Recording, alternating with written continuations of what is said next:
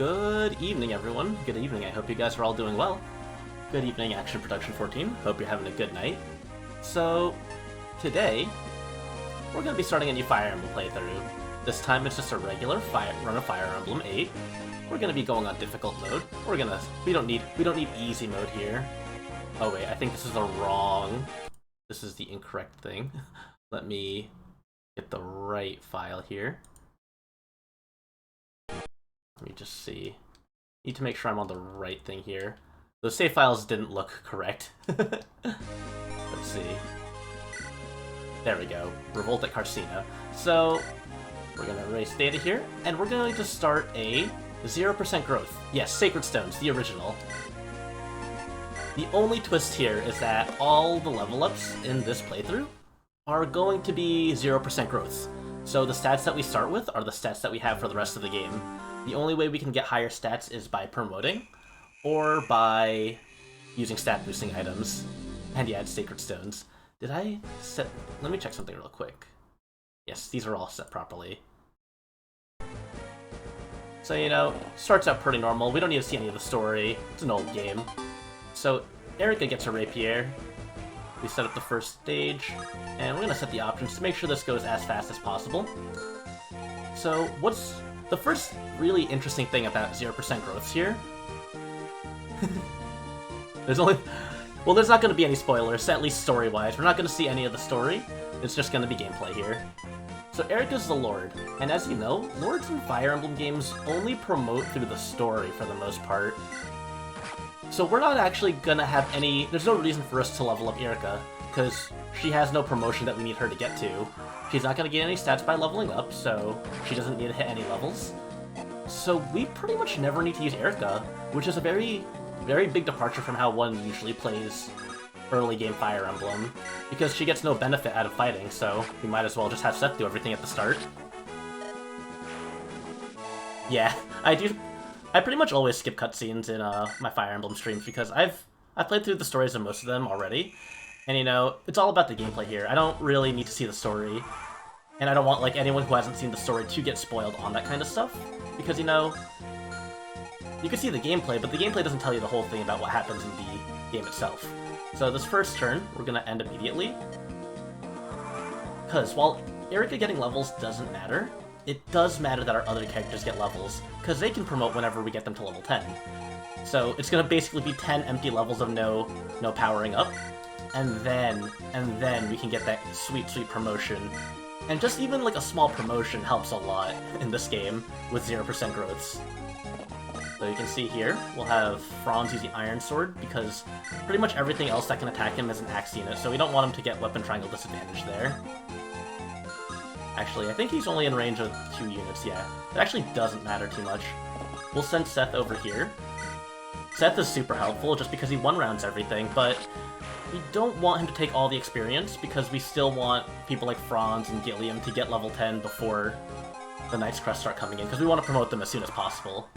But once everyone's in promotion range, that's when nothing matters. That's when we can just go ham with Seth. That's when he's able to run a train on everyone. Ooh, that's gonna be annoying. Fortress is giving a lot of extra evasion. I don't want to deal with that. It's a pain. 47 hit rate. We don't like seeing that. It's a 50% hit rate. I'm not a fan of that. We're gonna go this way. If Franz gets hit twice, that's bad news. We're gonna actually do this. I am not a fan of the position here, so we're gonna put Franz over here, Gilliam over here, just so that this guy gets off the fort. Once he's off the fort, it'll be a lot easier to take him down. And Seth just pulls some aggro. Ooh, and he weakens him a little bit. I'd like to see that. And then Franz can go on here, so he gets some healing next turn, and 100% hit rate. These first few maps are really simple, like, there's not really much thinking that goes into them. So, for the most part, we want Franz to get that EXP, because the way promoting characters, for those of you who do not know how promotion works in the Game Boy Advance Fire Emblem, you need specific items to promote, so... Cavaliers like Franz? Le Franz! Oh, Le Franz! So characters like Franz and Gilliam, they share a promotion item, and as you can see, just from how characters move, Ooh, and Empire Biscual, welcome, welcome. Thank you for following. Welcome to the classroom. Knights have 4 movement. Cavaliers have 7 movement. So for the most part, we're gonna want to be using Cavaliers to move around. And these guys share a promotion item. These classes both use the same item to promote. So there's not gonna be too much point in using Gilliam aside from just clearing enemies, because 4 movement is really painful, especially in the later parts of the game when maps get a lot bigger. You just don't want to deal with having such low movement units. So what we're gonna do here... Bronze does not do much damage here. He does 1 damage with his Iron Lance. Seth does 15 damage. We can just end it real quick. But we want to conserve those Silver Lance uses. So we're gonna do this. We're gonna put Erica. We're gonna put Erica next to there. Let's see. Let me just trade items just to make sure she has Rapier equipped. Take... and drop. I don't know if Erica dies in 1 hit to this boss, because it's hard mode. So if she dies in 1 hit, I don't want to just place her there and then have her explode. And there's some reinforcements there, but I don't think I need to worry about that extra EXP. Yeah, so Erica does 18 times 2 damage, which is a lot of damage, but we'll put her here. We'll let Gilliam tank these guys in the back, and we'll just go with this next turn. She might just crit, actually. I have a feeling. Oh, no crit. 12 damage. It's a little dicey here. I think we're just gonna have Seth. Let's see if anyone has a javelin. I don't know if we have javelins for range. Nah. So we will have to spend a little bit extra time. We are going to conserve 1 use of the Silver Lance, which is pretty big. Silver weapons are super important early game because, you know, they do so much damage, but you don't get a lot of them. So you don't want to burn them all on things we don't need to, especially since we're not going to be getting any stronger. We want to make sure our super weapons are saved for when they're actually going to be relevant. And here we equip Franz with the Iron Sword. We should be able to get a couple of extra EXP off of this. Yes. Ow! Get a crit. I don't think it was necessary, but it's for good measure. Franz is getting to score. Ooh! A lot of kills here. He's already level 5, level 3. Even though I know that this is a 0% growth run, it feels so bad to see a level up and then just see no stats pop up. Like, I know what to expect and it still hurts. But it's okay. Once we get that promotion, that juicy, juicy promotion, that'll be nice. Double C's. The only thing that we use Erica for in this entire story is just to seize gates. That's literally it. It's like I'm playing Fire Emblem 6 where Roy just becomes useless after a certain point, and all he's good for is just seizing thrones. Eventually she'll get a horse, but it'll be way too late in the game for her to make much of an impact beyond a little bit of chip damage. Alright, this next chapter, I think it took me a couple of top tries when I was doing this on just normal mode. So we want to rescue these 2 guys. Ross is really good because he has the hatchet. He's not a good unit otherwise in 0% growths. But then Garcia has some pretty solid base stats. So we're going to try to rescue. We're going to do some pretty solid movement here. Send these guys down here. I had to do this map like 3 or 4 times when I was practicing it. So I have a lot of the rescue movement internalized from that run. It is pretty tricky, but you can get both Ross and Garcia on turn 2. And that's just nice because, you know, the less time you have to worry about them being green units, the better. Because A, they miss out on experience, and B, not being able to control them just feels really bad. That's actually really nice that he moved downwards, so we have less space to traverse. So we take, drop, and we stay in place. Erica can talk to Ross. Now he's on our team.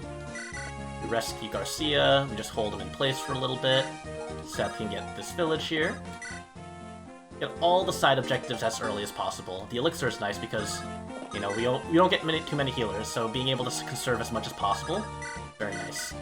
And we'll just heal up Ross because, you know, get that staff rank up as soon as possible so we can use all the fun broken staves later on in the game. Alright, and yeah, we'll just play defensive for now. Pretty much this entire chapter is just going to be Franz kills a bunch of stuff on a fortress tile. So first, drop, and we put Vanessa over here. We talk with Garcia, and then with the hand axe we do a good amount of damage, respectable. And Franz kill him though, 8 damage. We gotta triple team this guy. We have to also make sure we hit everything. Oh, Thigh Jobs! Good evening, good to see you. I hope you're doing well. There we go. And now Franz can get the finishing blow here. Nice. This is a little bit more challenging than in normal mode. I think I only needed 2 units to kill that guy off on normal mode, but now it takes 3, so it's gonna be a little bit harder to hold down choke points when it takes a lot longer to kill enemies. But this map is still fairly straightforward, being only like, the 2nd chapter in the game, so we should be good. Ooh, and he's going into a forest tile, this sneaky little bugger. This feels bad though, because I think in normal mode, Franz has the speed stat to double, because in this game you need to have 4 more speed than your opponent. These guys have 5 speed. So we need a speed wings, we need to increase the speed with any kind of item, and that should help us. But for now, we're just gonna take care of it like this. We're just gonna miss. You know, sometimes you just have a hard time hitting enemies, and that's okay. Let's see, Ross here. Get the hit, very nice. That should be a full level up for him. Nah, 61 XP though. Nothing to scoff at. What chapter are we in? This is chapter 2. Chapter 1 is a pretty short chapter, so we finished that one pretty quickly. Alright, and these guys can't go into the village, so we're gonna send Vanessa downward so we can get that sweet, sweet loot. And Seth... So when I practiced this on normal mode, I wasn't using Seth as much, but I think in this case here, just because of how strong the enemies are, we're gonna need to put a little bit more investment into that, because it's just really important to make sure we don't get overwhelmed. Let's see, we don't have any javelins here. And that's what we need. 2 range is super useful because, you know, being able to attack things without being hit back, or being able to attack enemies on both turns is just super useful. Ooh, Seth missed. But leaving him at 5 HP is really nice. It's a good HP threshold to be at. So then, I think Ross might be able to finish him off unless he gets enough defense from the peak. Yeah, the peak gives 2 defense and 40 avoid. Not a chance. Ooh. Okay. I'm surprised that it missed that many times, but sometimes, as they say, stuff happens, and you just struggle a little bit. I don't think Ross can finish this archer off. No, not enough damage. We'll use 74 times 2. I think this should work. There we go. So not a problem. And we get a level up. 6 more levels until we can get powered up. And these bosses are coming in. We don't want Ross to be in the way there, though. We'll put Erika here. So the Brigand can go for her. Ross is going to be put in the back. So we have everyone in safe distances. And here we get, I think, Pure Water. Yes, Pure Water. Which, Pure Waters are really useful when you're playing regularly because they give you an extra 7 tier resistance stat. But in a gameplay mode where you don't get any stronger, plus 7 to resistance is super huge. Wait, did Franz just die? He's not going to dodge this, is he? Oh god. I was really scared. I'm pretty sure he has a steel axe. Because Intelligent Systems really likes giving bosses steel axes for some reason. Nah, we would have been fine. 8 damage only. But now this is a little scary, but... we gotta get this guy out of here first. I think I'm gonna use Seth here, just because dealing with someone on a fortress gives him so much extra evasion that it's like a coin flip trying to hit them. And then we're gonna put Franz here. We're gonna put Gilliam on the forest, and we're gonna try to farm some extra healing. You know, just to get that staff up. Because staves only give you 11 to 20 EXP per turn, and that takes a long time, considering a lot of other enemies that we beat will give us, say, 10 for hitting them, and like about 30 to 60 for killing them. So healers level up super slowly, and it's kind of a pain. So we want to make sure we get to use our healers as much as possible whenever we can.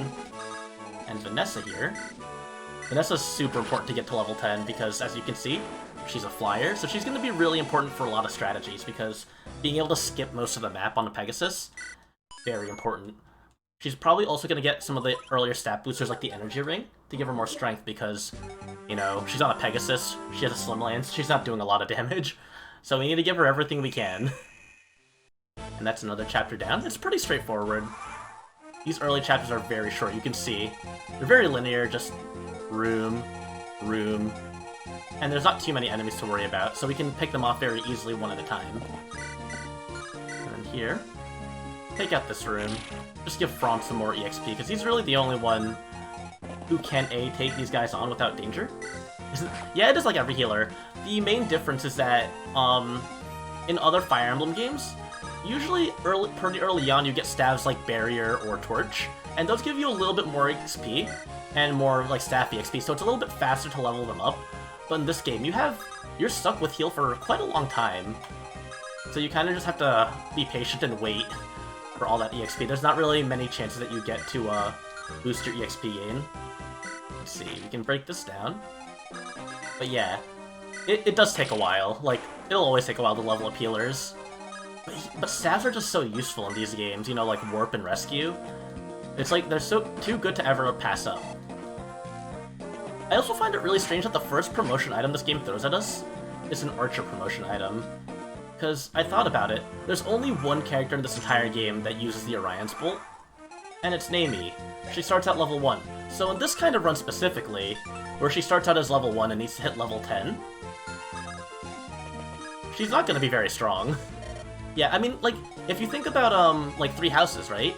Because 3 houses, your white magic, your healers do get access to, like, Nosferatu to be able to, like, participate in combat, or they'll get, like, Warp, they'll get Physic, they get it all pretty early, and those always give more EXP than heal. But in, like, Sacred Stones, and to a lesser extent, Blazing Blade, you're stuck with only heal as your only spell. Because, like, once you get Barrier, you can get, like, 15 to 20 EXP, Torch, I think, gives 20 EXP.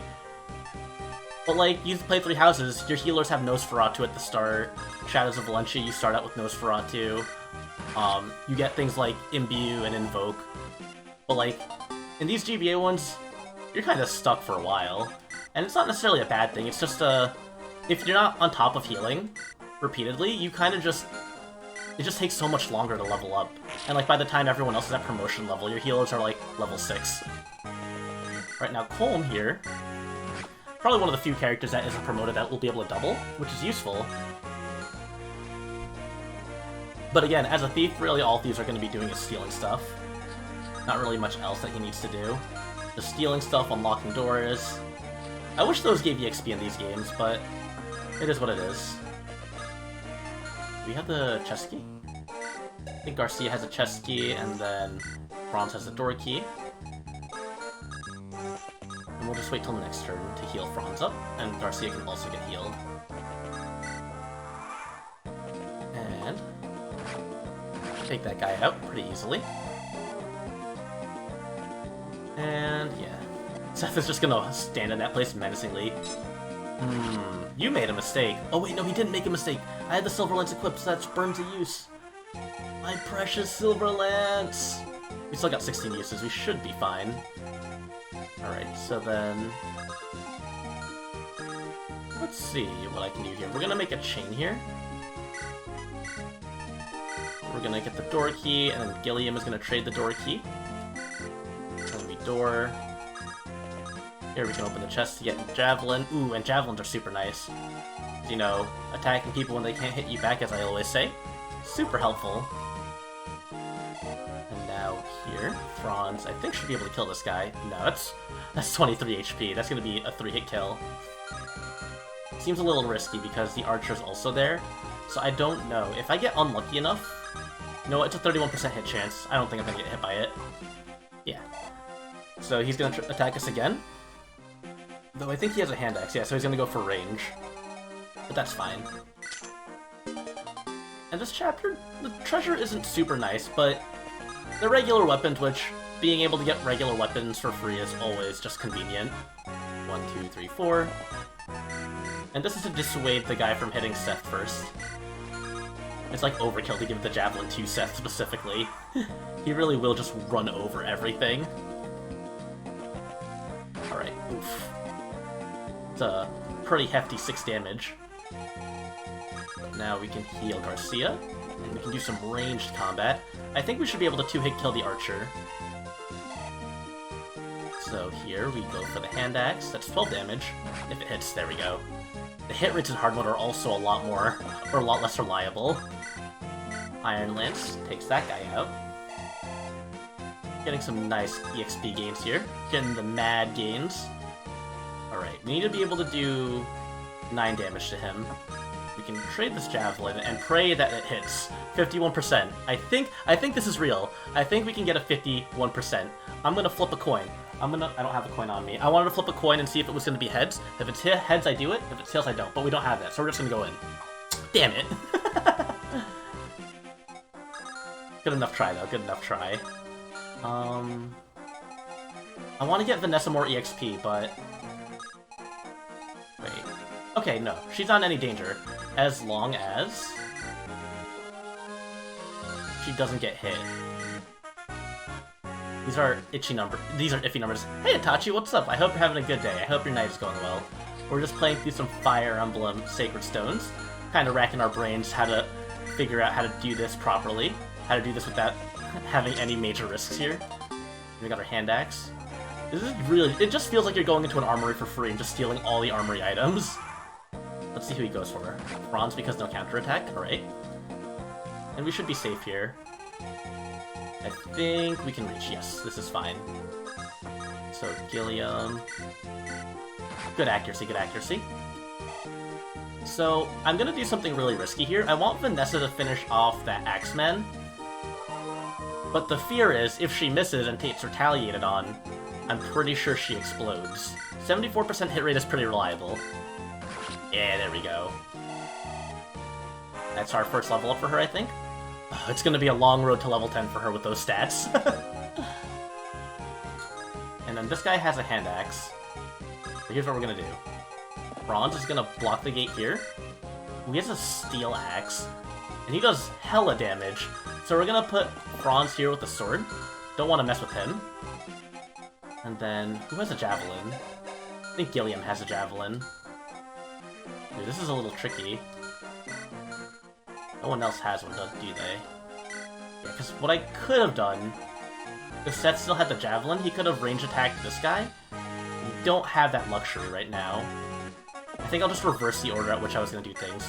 Take this guy out. For free. And then, Bronze gets this guy. Oh, forgot to ask how am I? I'm doing pretty well, you know? A hurricane had canceled school, so I've been pretty relaxed all day. And now, I'm just playing Fire Emblem, you know? Gotta keep on playing Fire Emblem. If I don't play Fire Emblem, I actually might literally just die. You know, that's just how it is. But yeah, I've been doing pretty well. And this run has been going solid so far. I haven't had to restart any chapters yet. And it's actually rare that I'm doing a playthrough where I have to restart chapters. Usually I play without doing any resets, but there are some characters that if they die, I will not be happy. Hurricane, tropical storm, whatever you want to call it. Something happened and wind blew and there was a lot of flooding. So the flooding is over. I wasn't super affected by it, so all's well that ends well. I didn't have to go to work. How is the baby doing? Oh, you mean Seth's daycare? All the babies here? They're doing really well. You can see, look. Bronze is already level 5. Look at how much his stats haven't gone up. Good to see you, Reina. I hope you're doing well. It really is just a struggle to get these little pieces of level ups on them. He's almost close to promotion at least. And then Seth. We don't want to finish off with Seth. We're gonna... This is actually the prime Vanessa leveling spot here. Look at this. Ooh, free EXP for the Pegasus Knight. Almost a full level up. And for some reason, Seth still hasn't taken any damage, so it's really hard to actually get healing here. It's so hard to heal units when they don't take damage.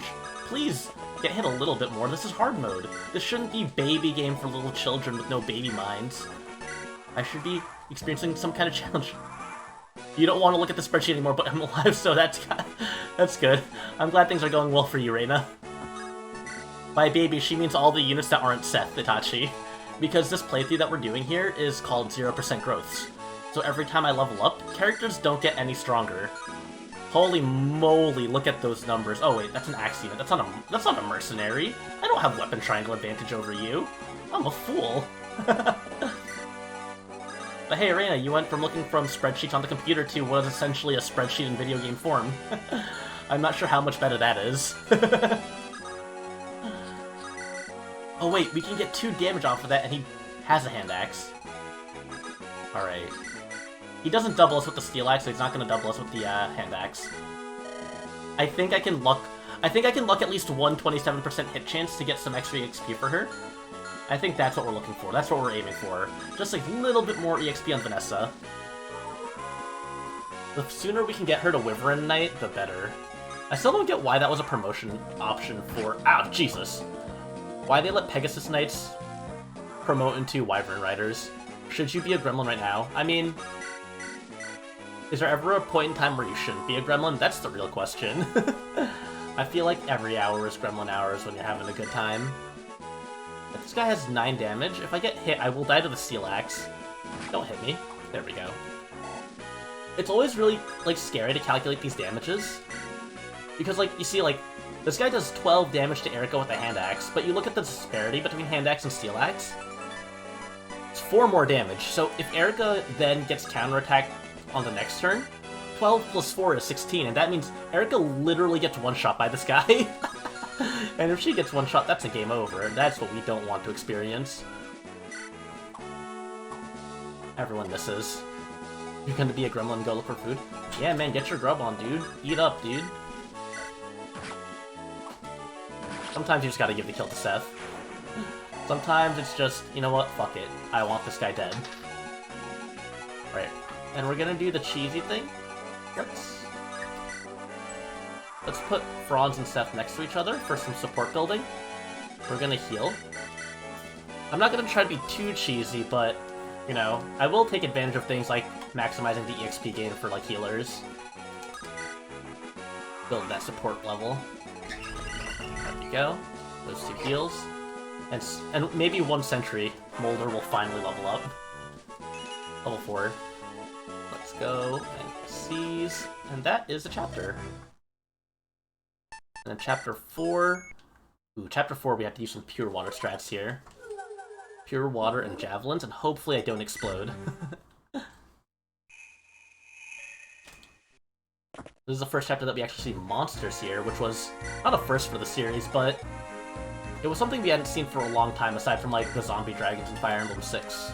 And now let's go rearrange our items here so that we have more effective inventories. All about that inventory management. Let's see, trade this to Garcia, because Garcia is significantly better than Ross is. We'll give him a hand axe for the time being. And then Iron Sword can go on to Seth, because Seth needs a weaker item. Seth is too strong with the Silver Sword. And then, let's see, I don't think there's anything else we need to worry about here. Everyone should have a Vulnerary on them as well. Healing is super important. Yes. And then Franz is going to get the Javelin. I have 2 of them, I believe. Yes. So we get this to Franz. We trade him the Pure Water for one of his Vulneraries. I've played this chapter so many times, just like casually, that, like, I know who needs what items. Formation. We want Franz to be as far up as possible. And then we want to move this guy over here. Garcia's going to cover the rear when we get reinforcements. Vanessa's going to fly down to the village over here. Hopefully she doesn't get one-shotted. I don't know how the skeletons are against her in hard mode. And it should be a pretty straightforward chapter. And we have a monk as well. So here we're going to equip a Javelin. I'm going to Pure Water next turn. This guy's going to go for Franz, which is whatever.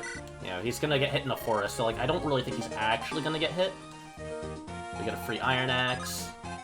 I think this guy's on a mountain. Yeah, hitting this guy is going to be like shooting fish in a barrel. But wait, we have the hatchet. Doesn't do enough damage. Is he on a peak? Yeah, he's on a mountain. We'll just... Let's see. This guy has Iron Sword. I think we can try going for hand axes here. No, that's 45 times 2. Those are very stacked odds against us. 60% times 2. That's more reliable. There we go. I'm still not sure if I'm going to actually promote Garcia, but I want to use him so I have the option to promote him, should the chance arise. Because we don't get a Hero's Crest item to promote him until, like, Chapter 10. And the character who comes with that Hero's Crest is probably one of the best candidates to get it at 0% growths, because he has such high stats already. A big thing about, like, the 0% growths run in general is just... you pretty much have a revolving door of units that you use, because, like, obviously characters that you get later in the game are going to have better stats, so you kind of just revolve them out because they're going to have better stats than whoever you were using earlier. Alright. We're not going to kill him, but Ardor can finish him off. We can heal Franz, and then he's just going to go ham with javelins. Oh god. I'm not going to reset for that. I know it's the start of the chapter, and I could, but, like, Ross doesn't do anything for us. Ross gets 2 promotions, but his base stats are so low that it might as well not be that much of a concern. Alright.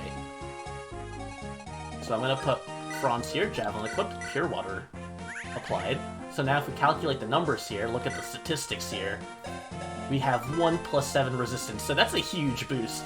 Going from 1 to 8 is massive, and these guys will now only do 3 damage instead of 10 damage. So we're pretty much safe from all the evil eyes, and this one's gonna come to us. You got Rice, Kerns, Hot Pocket. Ooh, my man's got a whole feast coming up. Hot Pockets sound nice right about now, if I'm gonna be honest with you. I have no idea what you mean by Kerns, though, unless you mean corn. Alright, so then this guy here, we take him out with the Iron Lance. Damn, even with Weapon Triangle advantage, even though we win Rock, Paper, Scissors, you only have a 79% chance of hitting. That's scary. This guy does 4 damage. 11... 11... Yeah, so we're not in any danger here. Let me see something, though. If I attack with the Iron Lance, we still double! That's awesome! That's incredible. We're gonna do that, then. And then... 1, 2, 3, 4... Want to be a little cautious here. This is a little scary. Because Loot is in range here. And how much damage does she take here? 8 damage. So she should survive no matter what. She can weaken these guys, and then her and Vanessa can finish off next turn, so she shouldn't die. I can't imagine how she would die in this situation. I say before she dies in this exact situation. Alright, so hopefully, if all goes well, Franz should be able to tank all these guys. Ooh, and Luke gets a dodge, and she doesn't get doubled. Very nice, very nice. Really? Even with Weapon Triangle advantage, Franz is not hitting. Little disappointing. Ugh. But he doubles the Evil Eye. That's really good, that's really good. The fact that he can wipe those out on a counterattack is huge. And then joke characters who don't appear for much later in the game. Ooh, and Garcia can take all these guys out immediately. This is gonna be a good... This is gonna be a good place to get some EXP. Oh, I forgot to ask, but do any of you guys want pizza, burgers, burritos, etc.? Man, I'm so full from lunch, but a lot of that does sound nice. Like, I'm just thinking, like a good local pizzeria pizza sounds incredible right about now. Sometimes you're in the mood for like Domino's or Pizza Hut, but those local pizzeria pizzas just hit different, you know? Like, not to sound pretentious, but probably am going to sound pretentious. Pizzerias, the pizzas that you get at like a local pizzeria, are very different pizzas than the pizzas you get at Pizza Hut, to the point where I wouldn't actually even deign to call like Pizza Hut pizza or Domino's pizza. Not that it's bad, but it's just not the same thing. Like, you say you want pizza, you're not gonna want Domino's or Pizza Hut. You say you want Domino's when you want Domino's. You have a hankering for Chipotle, and Chipotle sounds nice right about now too. Alright, this is kind of a sticky situation. Because Franz is like a little low. That's not pretentious, it's just... Well, I'm glad it's not pretentious. I'm glad that it is actually an agreeable thought. Alright, let's just stab this guy. God, Erica takes so much damage from literally everything. It is no joke. Oh wait, these guys have Iron Lances? Interesting. I was wondering why, like, Franz was having trouble hitting. But it makes sense if I wasn't winning Rock, Paper, Scissors that it was going to be a little bit more of a hassle to hit. And Erica gets her little pot shot in. Someday she'll hit level 2, but it doesn't matter because she'll promote no matter what level she is. Ooh, and then I have Seth blocking this choke point. So he's pretty much just gonna erase that entire whole area. I don't know why sometimes enemies choose to just walk up to me and not attack me. It's very strange. Oh, lord. Garcia's taken quite a few heavy hits. Youch! There's some big blows, heavy blows for my units. I think I should be fine, though. Ooh, and this enemy phase is going for so long, we're hearing, like, the second verse of this track. I've never heard that part of the music before.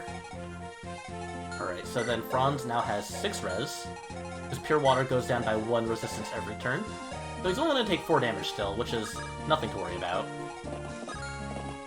Let's go down this way. 13 HP. I think Arthur should be able to get a double attack here. Yes. He has some decent enough bases that he can double a good amount of these monsters.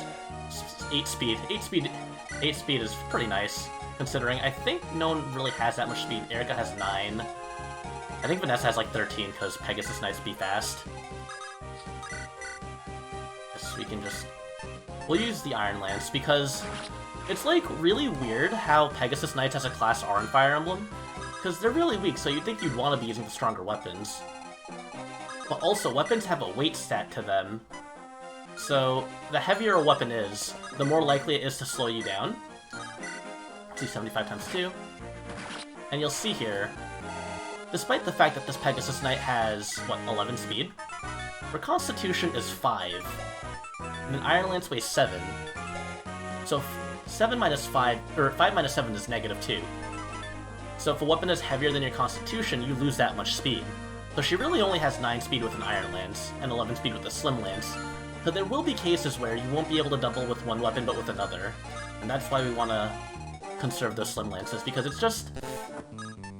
Sometimes you just need to double things instead of hitting them twice. Or instead of hitting them with one big heavy hit. It's just that, like, opportunity. And now we just move down here. And we're gonna leave Seth where he is. We don't need him to kill these things. Garcia finishes him off. He's now level 6, I believe. Yes. So we're getting levels pretty quickly here. And then Franz is going to stab this guy in the eye. No level up because, you know, even though we're not getting any stronger, the EXP gain curve still exists. So the higher level we are, the less experience we get. And I mean, it just makes sense. It should be harder to get to level 10 regardless of how unlucky you are.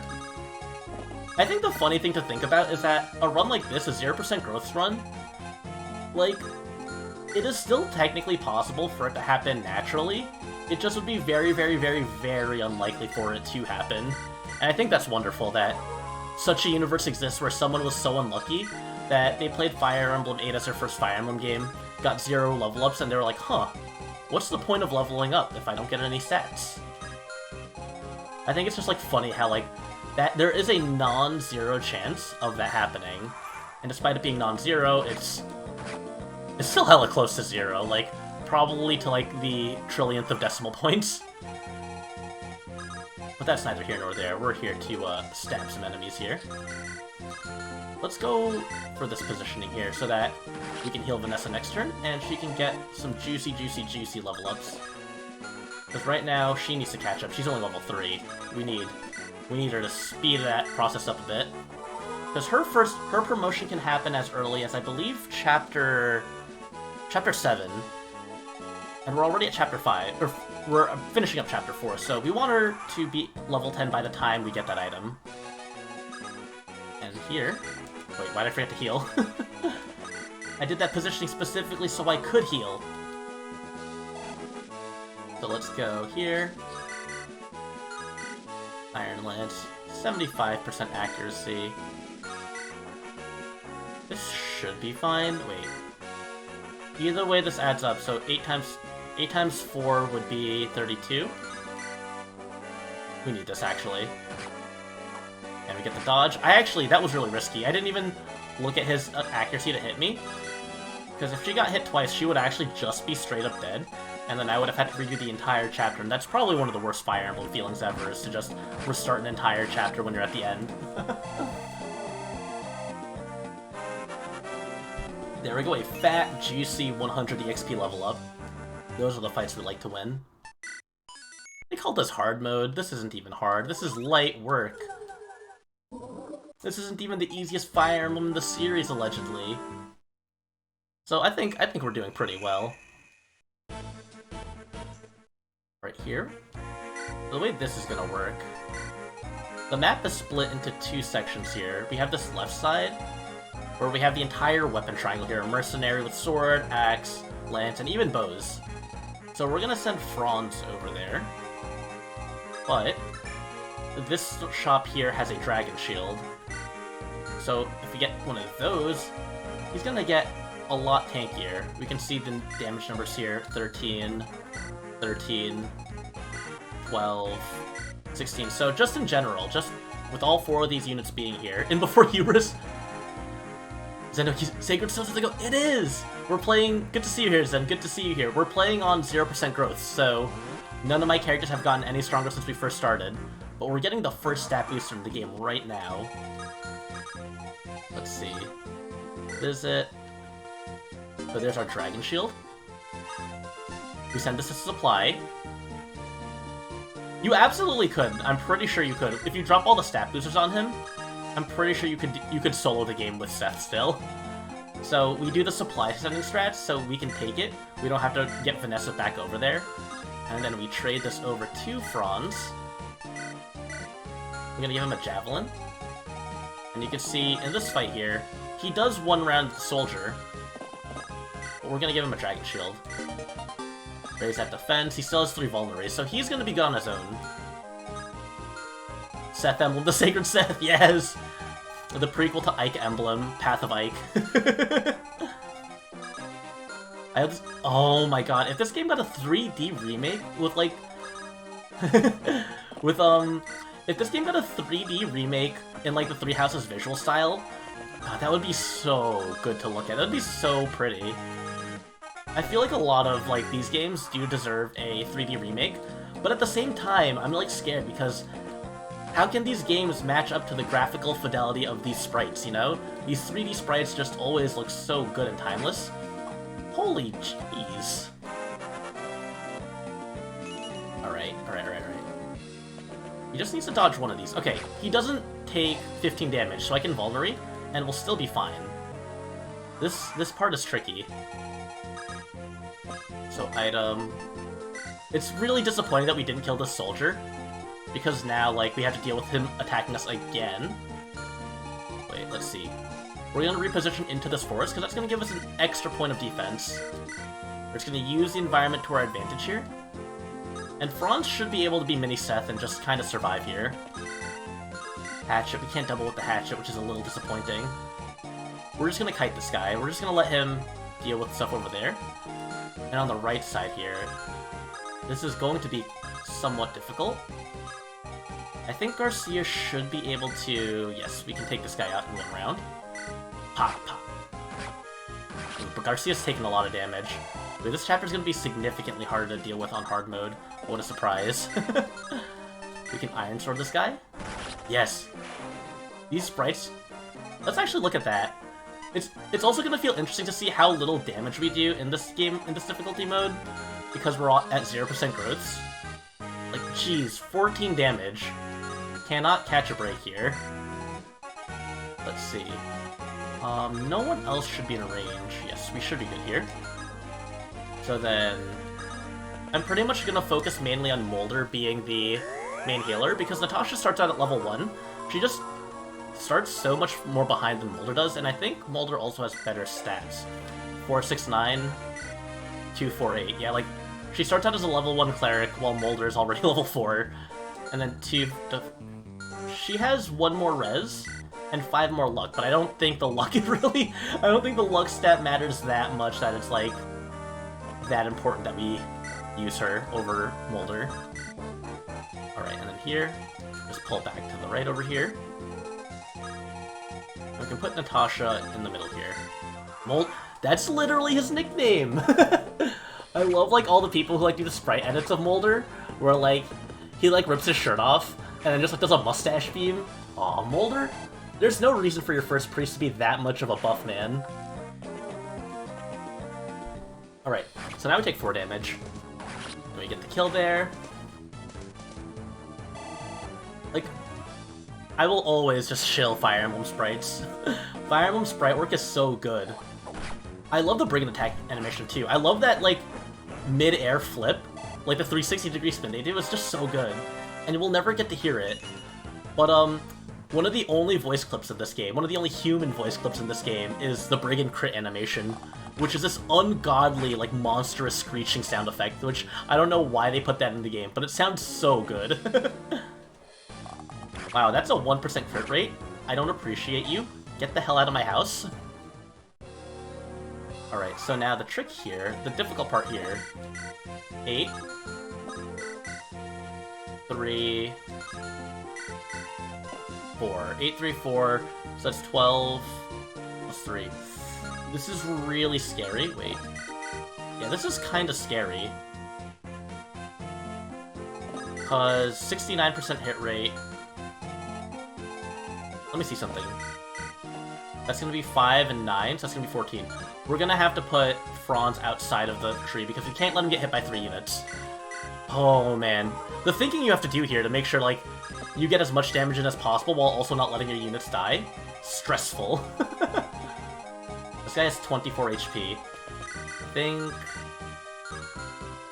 I don't want to have to use Seth for this, is my problem, my dilemma here. But this guy's so beefy.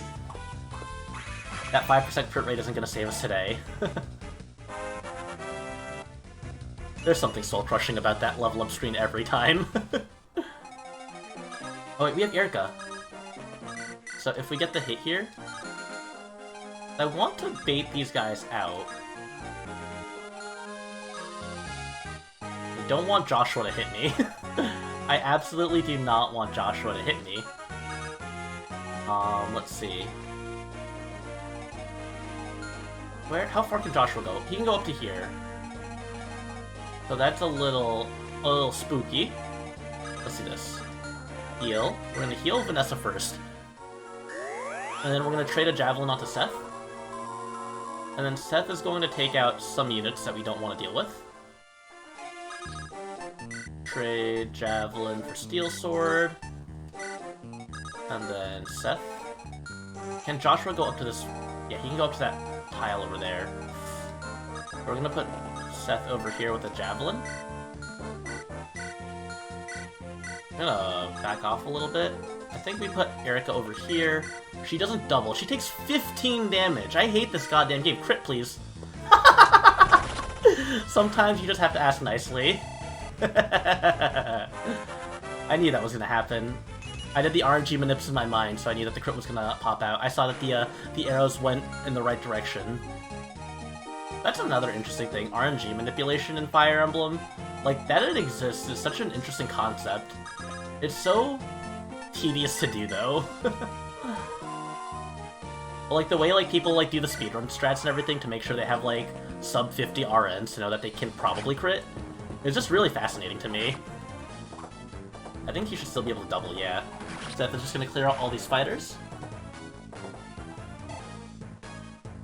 We'll make quick work of them. And the archer. There's no one the archer can hit that we won't be able to get a counter on. Miss. Now imagine if that fighter could double Franz. That would be tragic. Ouch. So as long as Seth doesn't, or as long as Franz doesn't miss, we should be in the green here, in the clear. We'll be able to pull him back and also just use equip him with the Iron Sword for extra dodge. It's so scary. How much more? Wait, where? Where did he? Oh, that was the other archer. I thought the archer across the wall like teleported. Oh, this is so bad though. We keep on missing. Thankfully, Seth's movement is so big that we can go down to this spot here, pop a Vulnerary, and we will not be in any immediate danger. I think we go over here, actually. Yeah, and he'll fight this guy who has 4 HP left. We'll get rid of him. Man, this is so much harder to get through, like, this corridor here on normal mode. On normal mode, Franz, like, doubles all these guys, so it's super quick. But on hard mode, we kind of got to use our brains a little bit, kind of got to get those brain juices flowing. Alright, and then here, we need to get 14 HP down. You get 13 HP. Alright, and then we gotta heal him because 10 HP Garcia is looking kind of boneless. Kinda unhealthy. Kind of, like he needs a snack or something. Ooh, this should be good, this should be good. There we go. I'm really gonna not use Erica unless I, like, really need to use her, because she's not gonna get any gains. So, if someone else can score a kill, more important that they get it than she does. Okay, so then my healers are gonna get these. We'll heal Garcia, and somehow Seth finally took damage. Rare Seth taking damage moment. He finally managed to not dodge something. And then in the shop also, we should be able to get some nice items for the next chapter. I believe we have a Fog of War chapter, and we should be able to pick up some torch staves here. And torch is going to be nice for just the sake of farming EXP. Alright, I also have to make sure that I don't accidentally kill Joshua. Yeah. So, if I hit Joshua, he only takes 14 damage, and even if Joshua crits me, I still have... I'll have 12 HP left. And Natasha will be over here. So, 1, 2, 3, 4. Yeah, we're gonna put Seth over here. This is gonna be the safest spot.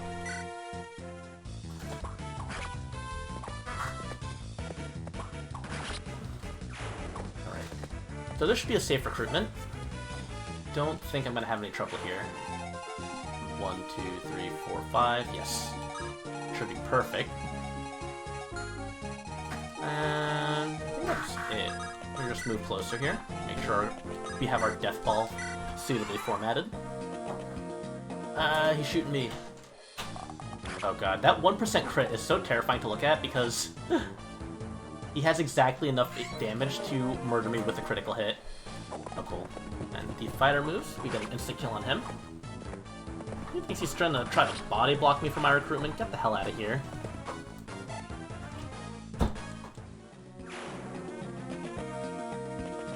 What is this? I was really hoping to see the critical hit animation. God, it'd be so funny, if not, like, a little horrifying. Like, it's always, like, a terror to try to recruit those kinds of characters. Alright, actually... my Iron Sword... he has enough to kill me. That's fine, though. What we'll do... I think we could send Vanessa over, yes. Vanessa...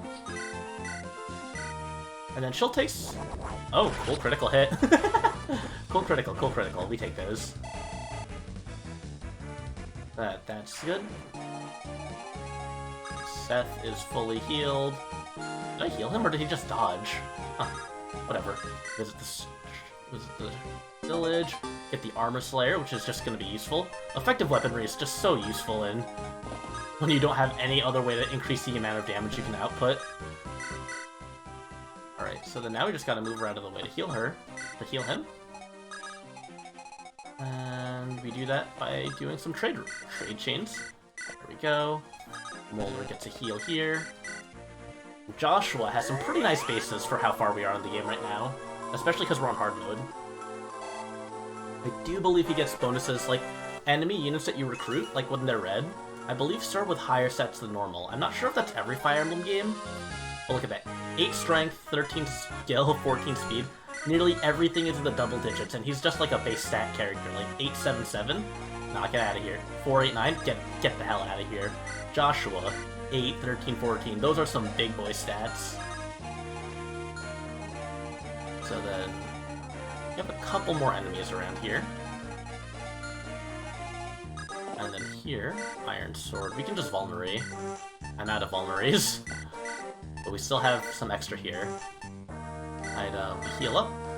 And now we are no longer in danger. We'll go up here. Joshua. I guess we can just bait this guy into hitting Joshua. See that juicy Swordmaster crit, or Myrmidon crit. Alright, and we should double this guy, which will be helpful for Franz in a bit. And since Pegasus have more movement than non-mountain units, Vanessa also is just pretty much not in any danger. I also never really understood the Myrmidon attacking animation. They kind of like flip their arms around a bit before jumping. But like, why do they do that weird like arm flailing thing? Seihitsu. I know what it says, but I can't read it in Japanese properly. First time watching. How are things going? Ii desu. Ii. I was not mentally prepared to speak in Japanese today. I am sorry, but welcome, Seihitsu, for stopping by. The run is going well. I am doing fine as well. I hope I read that correctly. It is, Shogen desu.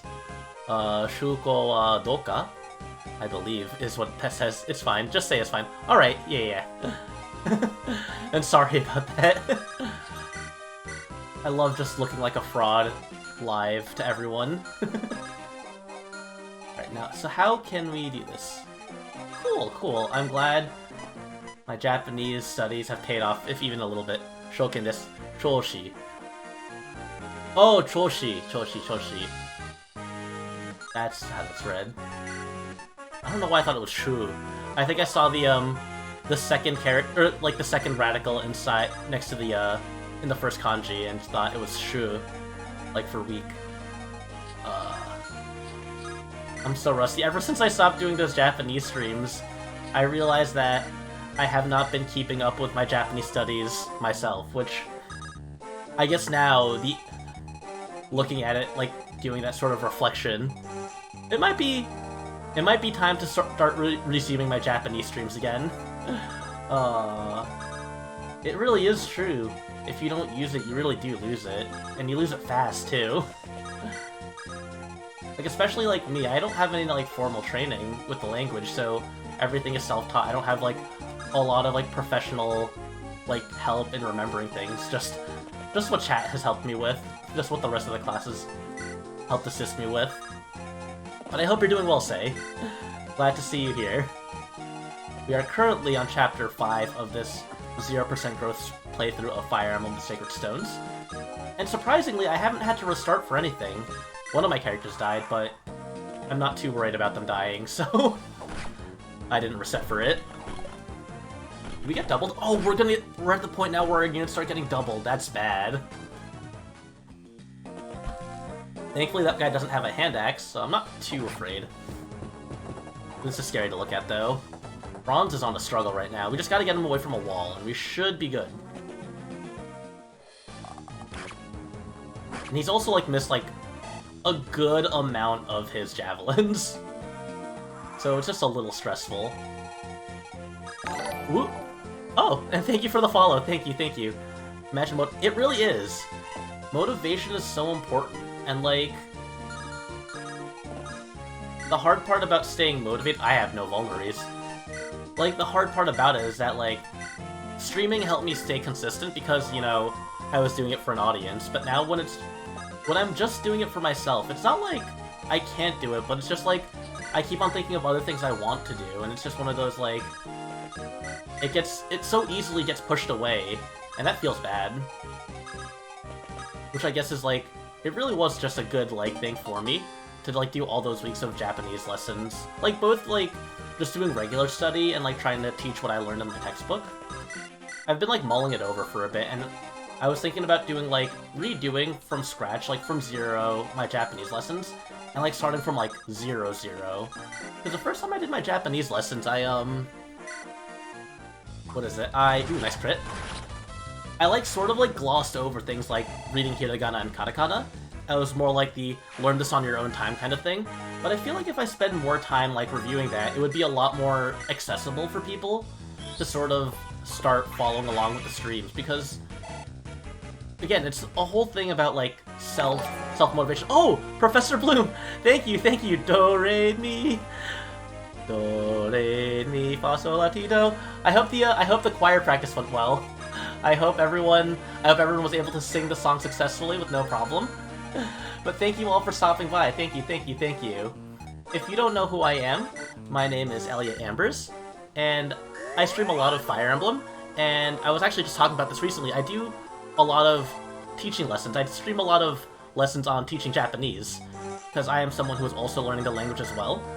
And, you know, I want to start getting back into the swing of teaching Japanese again. So every Thursday at 6 p.m., we'll be doing Japanese streams where we start from the beginning. I'm going to restart the whole thing from scratch, and we're just going to learn Japanese together.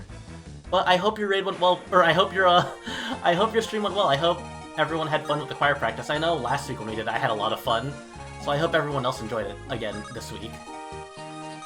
It's good to see you all here. Good to see you, Kaji, and Attenborough, and Shanahan, and Professor Bloom, and Glimbycat, and Nanase, and Irregular Expression, and Atlas. Good to see you all here. Good to see you all here. The run has been going smoothly so far as the stream goes. We've only lost one character, and we're already on Chapter 5, so it could be going a lot worse. God damn it. I swear, that 62% hit rate, it says 62% hit rate, but I'm pretty sure I've missed way more times than I've hit with that. And you can see here Seth in his glory, still one-rounding enemies with zero problem, zero effort, with an iron sword. You could give this man a stick and he would kill anything that would look at him, that would dare to try to hit him. Oh, cool. We are slowly but surely killing these two this fighter and archer combination. Franz has been stuck here for what turn are we on? For 8 turns, I've had Franz try to, like, fight off, what is it? There were 4 enemies here. I've killed 2 of them so far. The Virgin Infantry versus the Chad Cal. I don't know, man. I feel like Franz is giving a bad name to them right now. We take 12 damage here, so we just need to use one more Vulnerate, and we should be able to have him, as long as he hits both his 60-ish% hits, we should be fine. We should be able to clear the way here. As for up here, I think we're just going to use the Chad Seth to clear the rest of this map. Even though this playthrough that I'm doing, for those of you who don't know, from the stream title, this is a 0% growth playthrough. So every time a character levels up, normally your stats increase. You know, the game rolls the RNG and determines whether or not your stats increase. But for this playthrough, every time I level up, I get no stats. The only way for my stats to increase are to use stat-boosting items, which are very rare, or to promote a unit, which means I have to get to level 10. So you can see I have a character at level 5, level 7, and I'm basically racing against the clock to promote them as soon as possible, because it's just, you know, you want to have stronger units instead of weaker units. But it's a little bit riskier because we're on hard mode. Ooh, Kamuyana, welcome, welcome. Thank you for the raid message. Alright, we can put Gilliam here. I think we're pretty much safe. We're gonna put Joshua here? Yeah, this should be fine. And then Erika, another interesting thing about these kinds of runs, if you've played Fire Emblem before, I'm sure a lot of people who have played Fire Emblem know how fun it is to train up your lords. You know, they're the main character, so you want them to get a lot of experience before the game forces them to promote. But in a game where level ups don't give you any stat ups, and a game where promotion for the main character happens based on the story, there is absolutely no point in using the lords, aside from the fact that their weapons are sometimes useful in certain situations. But it's, like, really interesting, because, like, effectively, she has the stats of a level 1 character, cannot get any stronger, and we kind of just have to deal with it. And you can see again, if you missed the previous level up, it's a really good way to just feel the soul-crushing agony, just every level up is 0. But who needs level ups when you have Seth? Seth doesn't double! Rare Seth can't carry the game moment. But I think we've seen enough of the animation. We're gonna start zooming again. So right now, let's see. Let's try to get some damage, build this damage up here. I think Joshua can straight up kill any of these guys in one round. Does this guy have a javelin? Yes. He has a javelin, and how much damage does he do with that javelin? 15. A little scary. I want to get this guy out of here. So we'll just sword him. We'll just stab him in the throat. Get him out of there. And then Joshua should be able to take this guy, easy peasy.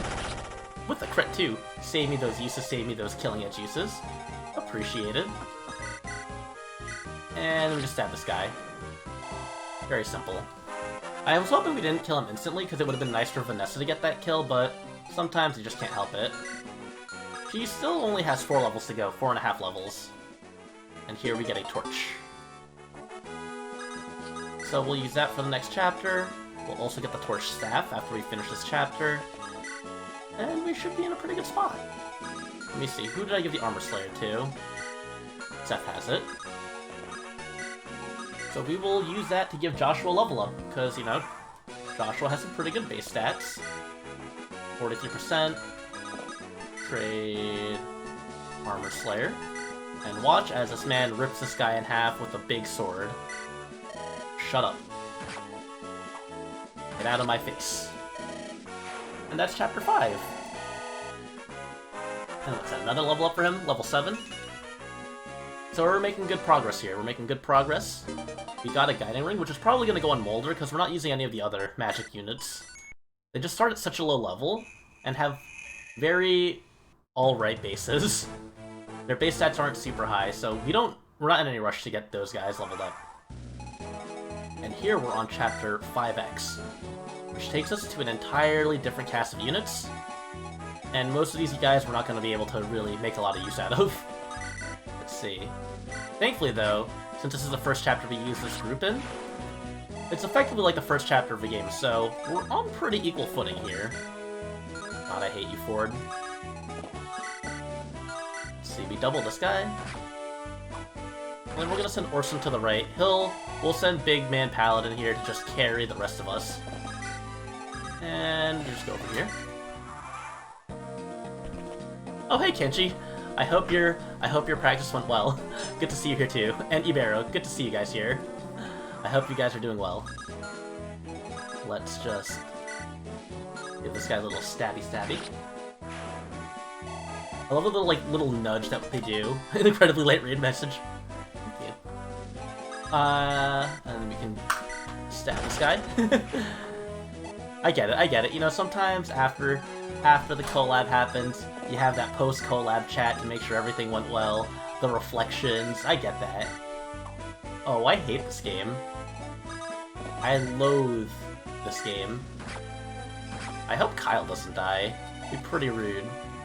I also think it's really funny that, like, they have all these kinds of names in Fire Emblem, you know, like Ephraim, and Ford, and Orson, like, all these, like, serious names, like Noel, and Lute, and Ardor, and then you get names like Kyle. Or like Seth. Like, very, very normal names mixed in with, like, the really, like, fantasy names that, like, you wouldn't meet someone in real life named.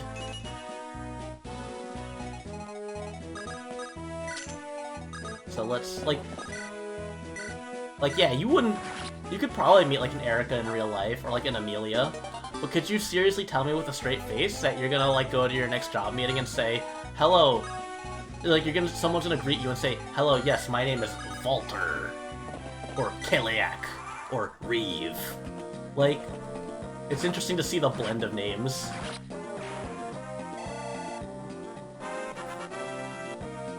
Ephraim is probably going to get super level ups here. Thankfully, Ephraim has pretty solid base stats for where we're at in the game, like, for when he rejoins, like, 8, 9, 11. Like, he can do some work without, like, any investment, really. Even when he promotes, he'll be pretty strong. The same can't be said for Erica. Alright, so 1, 2, 3, 4, 5. So we'll put Orson here, so we can get a rescue chain going on. And this archer's going to come over. And we need a javelin, so let's just trade here. Let's trade lances.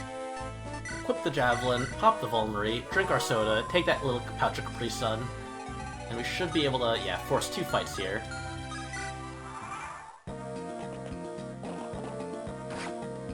And we just knock these guys the heck out. I hope yeah, these guys aren't doubling me, which is really nice. It feels bad when the first chapter that you get units, they get doubled by enemies. Like, I feel like there's just something really wrong when that happens. Like, there's no reason for, like, you to boot up a game. Like, I get that it's hard mode, but, like, I feel like it's really rude for them to, like, throw units at you, like, this many chapters in and then say, oh yeah, by the way, they're slow, and bad, but they get doubled, so, good luck. Like, for some units I understand, like, when they throw, like, that unit who's supposed to come really late game, but is, like, if you put enough experience points into them, they become a super juggernaut powerhouse, like Est, or Nino, or... who is it? Donald. Or, Mozu. Like, those characters. Yeah, that's fine, whatever. I get them, like, getting double and beat the hell out of. But then you have, like, characters like Sophia or Cecilia in Fire Emblem Binding Blade, who kind of just, like, get bullied the chapter they join and can't do anything, and you're like, you're gonna tell me the Mage General of Etruria, effectively the commander with, like, the highest position of power in a country, gets beaten up by some random Wyvern Riders in the chapter she joins. She doesn't even get a single moment to shine. I feel like that's just very disrespectful. Alright, this guy has a Iron Lance, 15. 9 defense, so we should be able to safely put Kyle here. Actually, we're gonna trade back that Steel Lance, pop the Vulnerary, and he's going to bully these soldiers and that knight, I think. I think that's how it's gonna go. Ow, god, 6 damage. Oh, he can't even double! What are you doing? How are we gonna have a Cavalier that can't double a knight? That just doesn't make sense. Orson, get in here. Bootleg Seth, Dollar Store Seth, take this guy out. And then here, these guys are probably not very strong. Heyo! Hey Taito, what's up, what's up? I hope you're doing well. Good to see you here. So, I think, if I put Kyle over here, he does not double. He doubles with the Iron Sword, that's interesting. Man, those Steel Lances sure are goddamn heavy. But we heal, and we should be able to put on a good defense here. I think I could do this too. And then, yeah, that's fine. There we go. Ford gets some love here. Ford gets some kills. Really? Weapon Triangle disadvantage is one hell of a drug. I don't believe in the Weapon Triangle except for when it inconveniences me. Except when it becomes apparent that the Weapon Triangle exists. Alright, but we're getting a lot of levels here, so we don't have to worry about putting too much investment, because this chapter is pretty much just dedicated to these 4 units. So I can get all the experience I need for them to promote, and then just kind of ignore them until we get enough Knight's Crests. Let's do this. Trade back the Steel Lance, pop the Vulnerary. I think this spot should be good, because 1, 2, 3, 4, 5, 6, 7. I think I counted that right? Yes, very good, very good. My positioning is immaculate, my brain huge, my strategy incredible. Look at that! And the crit for good measure. We didn't even need that, but we got it just to prove a point.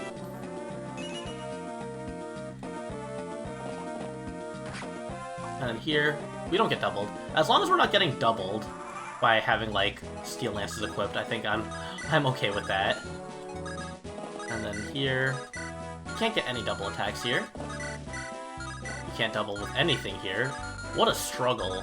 What a joke. What a chump. Oh, why are these calves so fast? Not even Orson can double.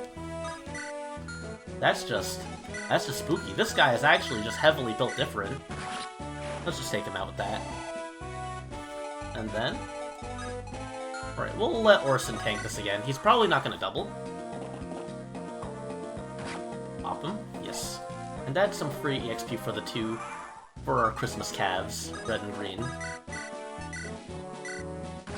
Little beep, kiss. And then what do we have here? This guy. Ephraim doesn't have a javelin. So we can trade the javelin back. The amount of times this javelin has been passed around, goodness. Sometimes it's just optimal to just pass around the same weapon, you know? I'm sure they wash their hands before passing it around. Ow! And we get the double attack. Every time, like, I see a pause between getting hit, I always fear that the enemy has enough speed to double me, and I'm like, oh god, please don't kill me. Alright, so let's see. My speed here is 8. I believe Kyle has less speed. So we're going to run out of vulneraries probably at this rate. I still have I have 2 full elixirs, though, so we should be fine. Yeah, another elixir in the inventory. Yeah, Yeah, we'll just get rid of these range guys.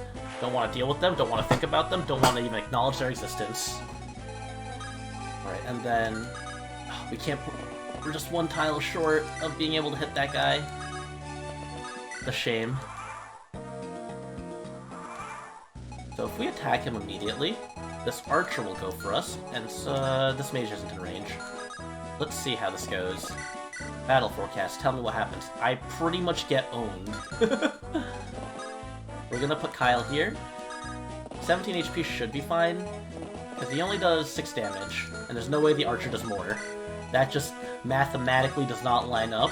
The numbers would in fact lie if he died. And the fact that he got hit is actually just upsetting. Come on, throw me a bone here. Yeah, 2 damage to the great Kyle. Lord Knight Kyle. Sir Kyle of the Renais Empire Kingdom. Already level 8? He's making a lot better progress than Franz is. We can't get a double there. I think Ephraim should be able to, yes. Ephraim with his weapon gets a nice crit for good measure. Just to, you know, show him who's boss. I also think it's saved when used, so, you know. Saving a use of a weapon like that, very handy. Ah! Forward! Wait, is the mage in range? Oh dear.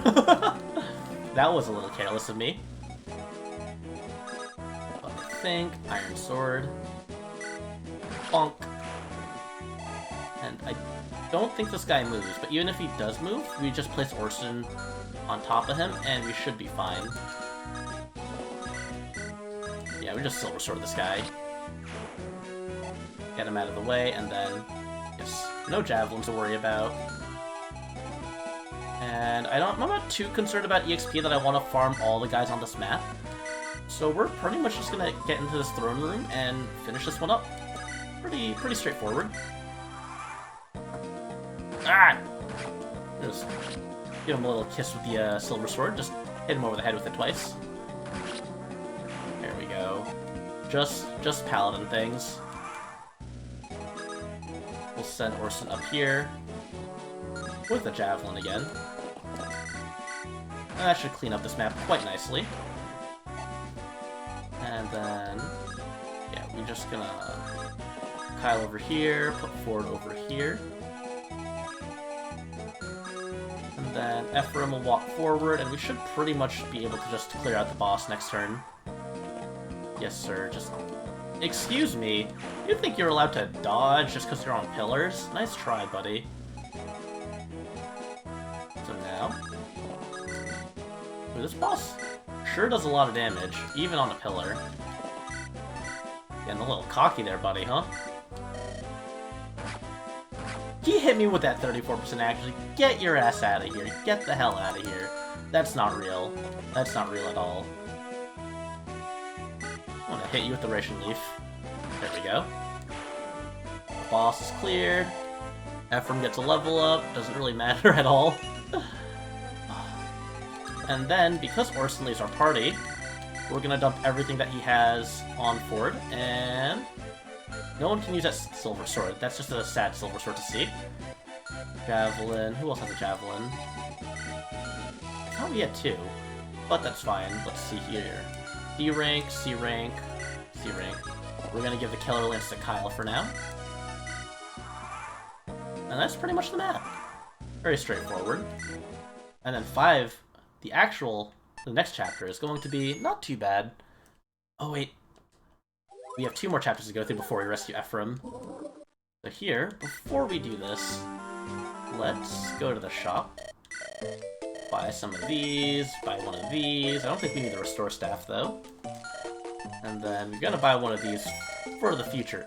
It's a secret tool that will help us later in the game. Alright, so I manage items, supply, we give this lightning away. Supply, we give the guiding ring. The pure water we can hold on to because the boss for the next chapter does in fact use magic. We don't want to get nuked by magic. Trade, we're going to give Garcia an Iron Axe. Oh, we got a secret book also. That secret book is going to go on to Vanessa, who has 7 skill. Because her being able to hit things with her heavy weaponry is going to be very important. So we take Eh, where did it go? Where did my book go? There we go. First stat booster. Oh, second stat booster, actually. The Dragon Shield was the first one. There we go. Extra skill. She's pretty much gonna get all the stat boosters, barring, like, probably, like, Speed Wings. I don't think she needs the extra speed. Alright, so then... he has the Armor Sword and Killing Edge. I think we have an Iron Sword laying around. Olm is never gonna see combat, so he can pass that off. And... we're looking low on javelins. But we are also going to buy a javelin. Wait, does this shop not sell javelins? Am I gonna be sad? Oh, I'm very sad. I could have sworn one of these shops early on sold javelins. I could be wrong, though. Yes, there we go. 2 range is king. 2 range is super important. And we'll send a couple to the... what's it called? The convoy. Yeah, these are important to have, you know? Being able to hit people, very important. Being able to hit people with not getting hit, even more important. Alright, so now I'm super prepared for this map. Let's position this around. Why is Nami deployed? Do you think I'm gonna use an archer? Who uses archers in Fire Emblem? That's a joke. It's a joke character. We're not even gonna bring Gilliam here for movement having dumb, big clunky Lunka armor. Let's put Qualm over here. And then, up above, we can put Garcia up there. I think you should be able to handle everyone up there. Joshua can also be here. I feel like this map might take me a couple tries. This is a little tricky. So Molder. First thing that we're gonna do, Staff Torch. Light! Give me strength! Get that 14 EXP. A little bit nicer than the 11 EXP we get from heals. Get that Thief Vision. Just, you know, being able to see definitely beats not being able to see, is all I'm gonna say. We have the Hatchet. Just for accurate fighting inside the woods. And then, yes, this should be fine. I don't know if anyone has range yet. Next turn, Seth is just going to absolutely slap like 20 kids at once. And then, let's see. Joshua can go over here with his Killing Edge. And he will probably kill these guys with his massive edge. Let's see. Harder? Probably? Yeah, doubles. Very nice. Good for weakening for other units. Get out of here. That's one. How many crits is Joshua gonna get? 2. You love to see it. Only 2. I think that's all the enemies, though. I don't think any other enemies are threatening Joshua right now. I think it's just those 3. Yes. And here we have Horse. We only do 2 damage to that guy. That's a little scary. Uh-oh. Garcia might need to pull back, because what the hell is that damage? Let's see. In here, I believe, is an antitoxin, which is... it's sellable. You can definitely sell that item. Fulham goes here. So now... alright. There's a shaman there. We're gonna put Ardor over here. I feel like that might be a mistake, actually. Yeah. I want to bait him, but I can't bait him because I don't have the movement to do so. Let's see, what we have over here.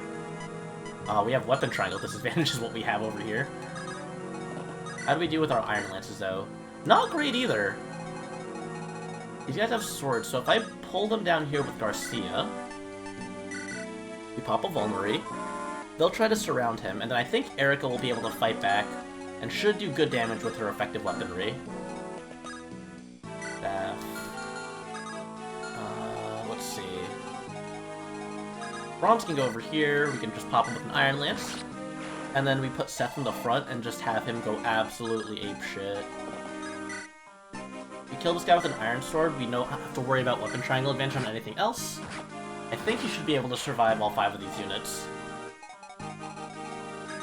And then... let's see, just to make sure... yes. Molder can go a couple tiles forward, and torch the north section of the map. If there's anything I fear, it's the unknown. And Fog of War has so many unknowns. There we go. Like, look at these two over here. What are these guys even doing? Why is there a Troubadour on this map? There's no reason for you to be here. Alright, so Joshua we can put over here.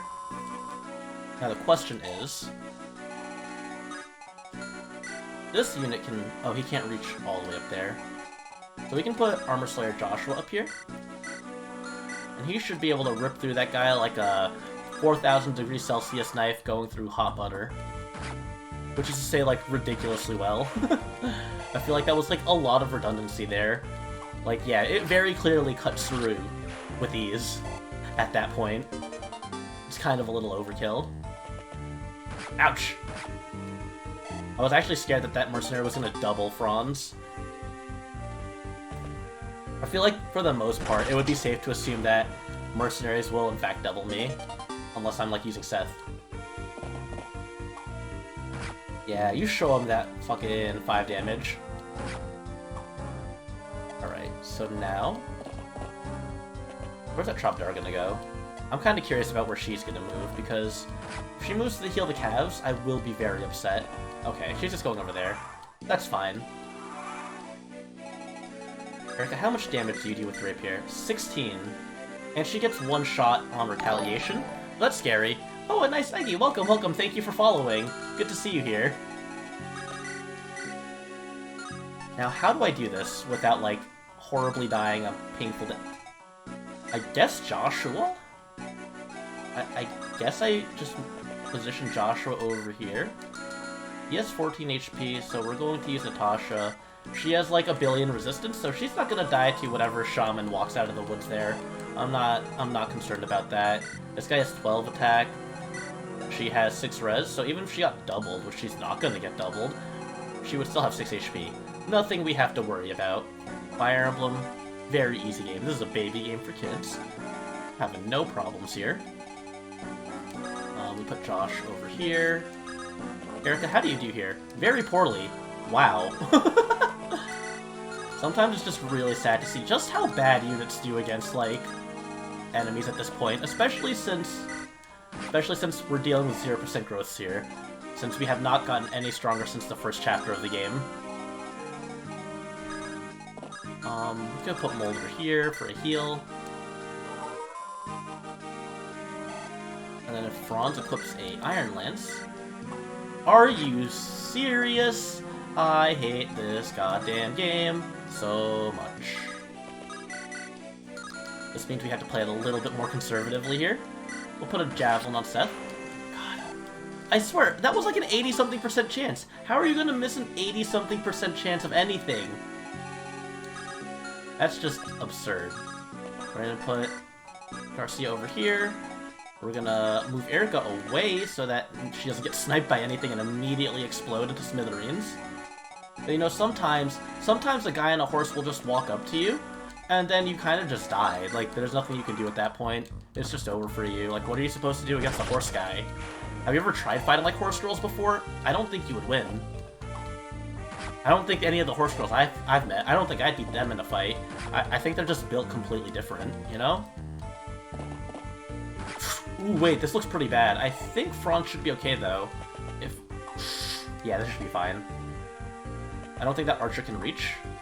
And even if he can, Franz won't take too much damage. Yeah. Excuse me, are you trying to hit Seth?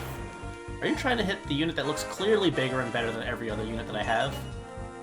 Fool's errand. A fool's errand, buddy. You do have to... what the fuck is that? Alright, so... Killing Edge hopefully just murders them. Very nice. I like to see that. Now, we have reinforcements in the back, which is a nightmare to deal with. But do they have lances? That's the next question. Thank God they have lances. As everyone knows, sensible world of Fire Emblem, axes beat lances. It just makes sense, you know? Don't question it. That's just the natural order of the world. Alright, so we get this guy. Don't know if we can rush a kill any faster than what we have here. Wait. Erica can't move enough to do anything. And then Garcia can do 7 damage. This guy has an Iron Lance, though. 10 damage. We're in, like, quite a predicament here, because they're just a little bit more enemies than I'm comfortable with dealing with. Oh wait, I have Vanessa! This makes things a little bit easier to deal with. We're going to try to position this safely, though, because I don't want to, like, misposition and end up in range of, like, a knight or something. Yeah, that's scary. 10 HP left on her is not where we want to be, particularly. But at this point here, we take care of the shaman. I think Ardor can... No, we can't kill that. And I kill you with the hatchet, though. Well, Hand Axe gets the kill. With 87%, if I miss, I will cry. Alright. And then Seth scores a kill here. Iron Sword should be good enough, yeah. 93% accuracy should be good enough. I don't like going through this chapter slowly, though, because there's a lot of dangerous enemies still lurking around. Oh wait, this is bad positioning. I think he's gonna go for Colm if I had to guess, because Colm has no weapon equipped. And I can't reposition to give him an item, otherwise Natasha gets exposed. And that's just not good. What? Ooh, 8 damage. We're still alive. Oh Jesus, that's a javelin. Alright, I don't see the spider there, so we still have time. We're not as pressed for time as we typically would be. Lance, we can't even double this guy. What does this guy eat for breakfast? God damn! Oh cool, Eric made a one-shot. That's fine enough. Level 3, no stats up. We do not have a vulnerary for you. We can just mend, though. I'm gonna put Colm in the back, because if I put him in a forest, he'll have good avoid, and we'll see just exactly how much we're dealing with here. Which is to say, not a lot, thankfully. Iron Axe for 13 damage. Alright, and then we get a heal with Molder. Joshua being at any HP that isn't max is just not comfy. Alright, so then here. Oh, we have to start using the Silver Lance already! It's so useful though, I don't want to break it! I don't normally have the problem of conserving items because you don't want to use them, itis. But it's just important that it doesn't break. Oh, that's also upsetting. This is fine though, this is a good enough position. And we can just kill her. Nice. And I don't think any other enemies are in our way up north. And she has a torch, so let's just make sure. Trade. In case there is an enemy in front, I want Ardor to at least be able to body block from one direction. Because he's not gonna die. Yeah, we're fine. This is completely fine. We should be able to send Seth over the mountain next turn, and we should be able to end it. Because I don't think there is a chance in hell that Vanessa is going to be able to take on the spiders on her own. Oh, fuck off. Yes. We should be able to zoom through the rest of this map. Let's heal. Just for good measure. Let's see what we get here. Not bad. And we just walk over some mountains. Just casually ride the horse over a mountain or two. Yes, there we go. That's the crit that we needed. And that is going to make the chapter a lot easier. 13 damage is scary as hell. How do we deal with this? Oh wait, we have Garcia.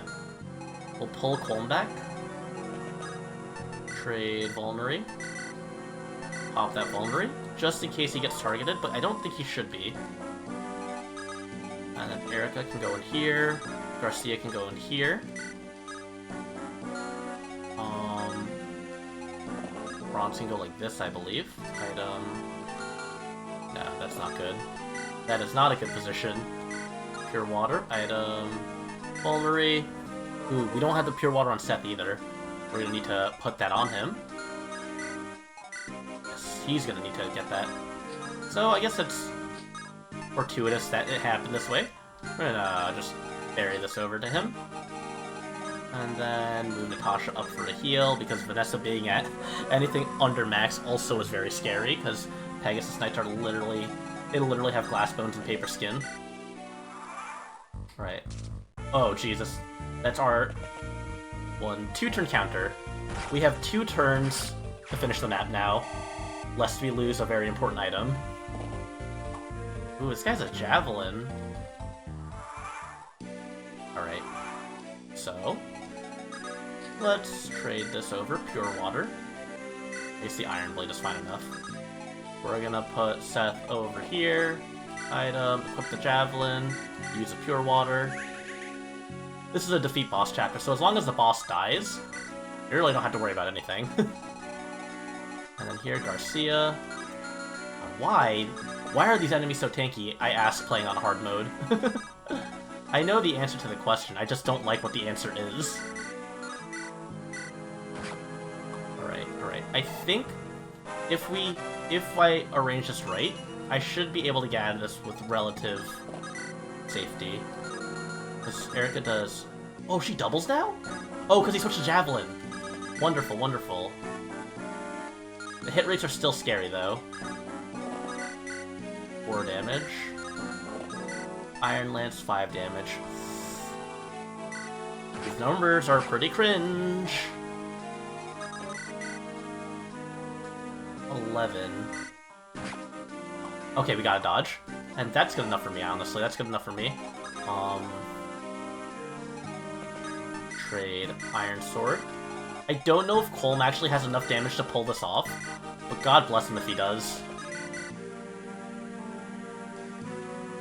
I don't know what I expected, I'll be honest.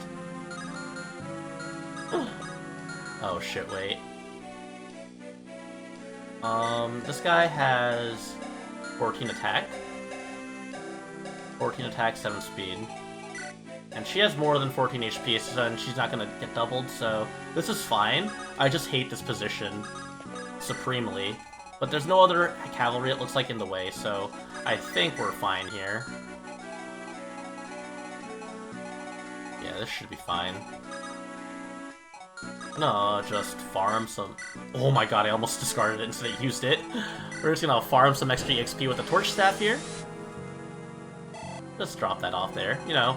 I have no reason to torch, but if I can spend the extra uses, there's not going to be another opportunity for me to use this for a while, so I might as well burn the EXP while I can. Alright, buddy, get out of here. I missed! Get the hell out of here. I would have been so mad if that also missed too, because I don't know if I would have had the movement to actually get to the Shaman in time. It also makes me really upset that the map is structured this way. You can move down as Tile and save me like 1 extra turn. This guy has 73 hit, and she has 0 void. So she does get vaporized in 1 hit. She has 2 defense. Yeah, she gets vaporized immediately, like on impact. So this is why we use Seth to end this chapter already. Get the hell out of here. Give me that Orion's Bolt. There we go. My question is, how did they get in there in the first place? How did they end up in that little area unable to move? I get that it's for a gameplay reason, but it just looks really weird to me. That, like, they got in, but they can't get out. And now we are on the chapter where we have to do our first bit of item stealing. I hate stealing items, because it means you have to use a thief, and thieves have glass bone and paper skin. So, it's a very sticky situation to be in, to have to steal with a thief. But, I think all our items are looking pretty solid here. Yes. And then, formation. We're gonna put... who do we want to put in the lead? Characters who can kill things really easily get in the lead. Now we can lead with Seth as well, because then he'll get this guy. Seth does Seth things, and then we kind of just smile at it. And then Franz over here. Get some good damage in.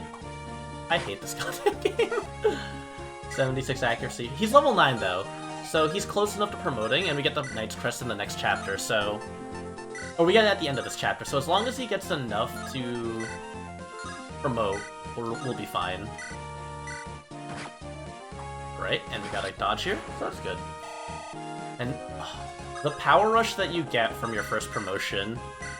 Though actually, I'm not even sure if Franz is going to be the first promotion, since all 3 of the Cavaliers join at the same map, which is the next map that we'll be in.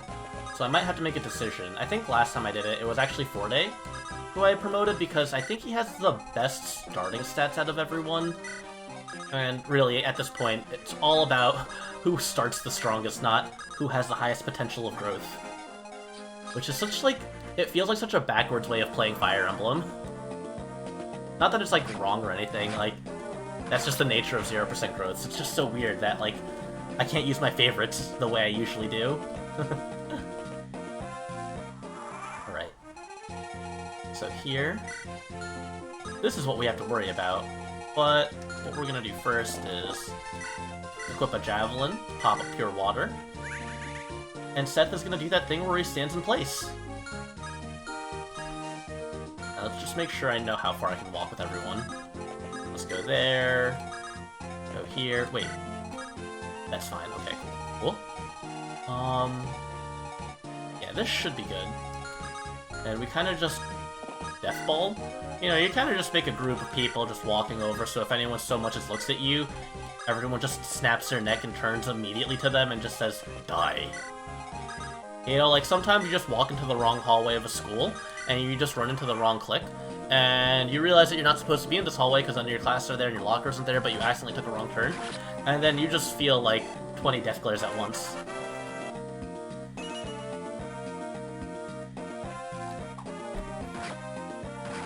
This guy thinks he can hide in a tree? Nice try. I have eyes, buddy. Nice try shooting me from that far away. Maybe get closer, buddy. Oh, damn, he hid in the trees. What a master of strategy. Alright, so then... Seth still is looking healthy. So we're just gonna jab him. Get him with the jab. And then... we need to position Colm in such a way that he will be able to reach this mage in one turn once we bait the mage to move. I think once he's in this tree tile, he should be fine to... Yeah, I think it would take up 2 movement spaces each tree, and he has 6 movement, so mathematically the numbers should add up. We don't want to pull the mage in too early, because that'll mean the mercenaries will also get pulled in, and the mercenaries have a little bit less range. Basically, we want to steal from the mage and then immediately dogpile the mercenaries so that no one is in any danger. Or we could just do rescue strats, either or. Rescuing is such a good mechanic. Alright, so here. Let's try to hit Seth. Again, not even Axle users can hit Seth. Not even ballistas can hit Seth. The fuck are you trying to do here? Alright, so then... Yes, this is correct, this is correct. We go up 1 tile here. The ballista also can't reach. I feel like this was, like, perfectly arranged. And then Vanessa, we have a Slim Lance on her, so she's not going to counterattack. She has 5 res. But she'll only take that. She can die to a crit. What the fuck? 14 attack. That's 8. Goodness. 5, 6, 6. Maybe I should have used the Pure Water on a different unit. I'm so scared. Ardor is a unit that can be sacked, so I'm not too worried about him. Alright, and these guys are over here. So we're gonna have Seth pull them over. We'll heal him with Molder. Yeah, this strat should work. We should be able to get Colm in range properly. We're gonna give him the Iron Sword. I think we should be fine with this positioning here. Yes, Seth will probably not double. I see. I guess fuck you too. Alright, so this should be fine. That's still taking no damage. We have those enemies coming from the rear, which is a little bit spooky. But give me that energy ring. That's gonna go on Vanessa immediately. Trade. Give me the energy ring. We're gonna wind back for a bit. I forget if using an item after trading results in you not being able to move, so I don't want to risk it. Let's see. Harder, we're gonna move back. This guy has the hella ability to blow me up. Thunder Tomes are terrifying. Thunder Tomes give the enemy a chance to crit, and enemies having a chance to crit is not something I am any stranger to. If you look in my clip section, my video section, you can see that I have, on more than one occasion, fallen to single-digit % chance crits. And it's funny, but it feels very bad. Such is life. I think this guy also has Thunder. Yes, and he has Pure Water too, which is nice because we can restock on those. Yeah, we will put Franz over here, toss a Javelin over. We should be fine here. Yes, this should be good. If this guy hits Franz for some reason, I will cry. And if Colm dies, that'll also be upsetting. Okay, he's not getting doubled. Wait, Colm can get hit by another guy. Colm, for the love of God, dodge the ballista, I swear on my life. I do not want to be without a thief until Renok, because... Oh, thank God. I would have restarted for that, but I wouldn't have been happy about restarting for that. Alright. Absolutely safe, 100% calculated, no one's in any danger. That was the easiest strat in my life. We pulled it off. Full success, no danger. You still have bolts in that ballista. I hate this guy. DT Liverpool, thank you, welcome for that link. I am not clicking that link. I don't know what that is. /ban. DTLIVERPOOL 12. Yeah, I don't know what that was. That link looked a little sus, if you ask me. A little sussy little link. I don't want to deal with that. But what I will deal with is this guy here. I will slash at him with this giant hunk of metal. 5% crit. We love to see it. I didn't even need the killing itch to crit you. Ooh, and he's level 10, so once we get the Hero's Crest, he's a potential candidate for promotion. Alright, Vanessa, how do you fare against this? We just saw what happened with that crit. Am I going to fuck around and also find out?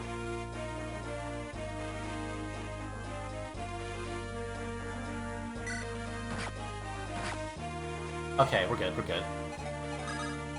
It's not that it is or isn't safe, it's more about the idea of, holy shit, that guy has a non-zero chance of critting me, I don't want to get critted. Whew.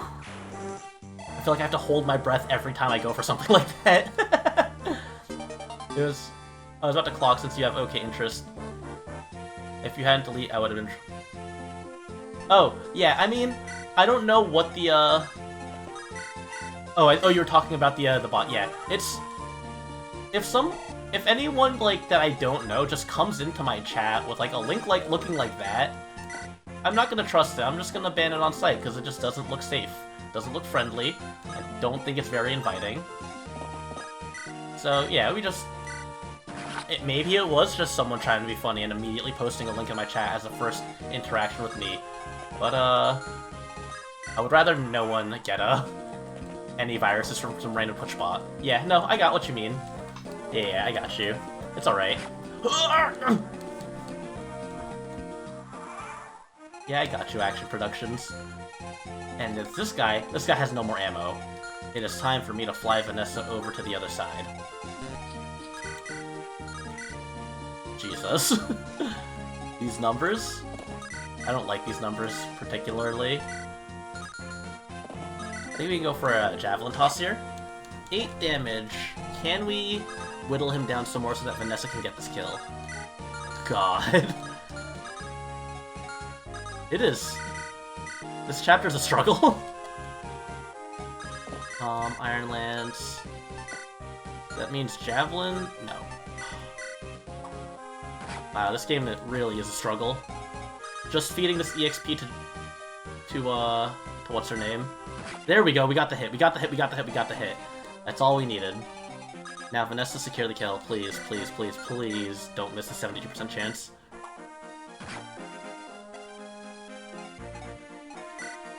With 10 speed.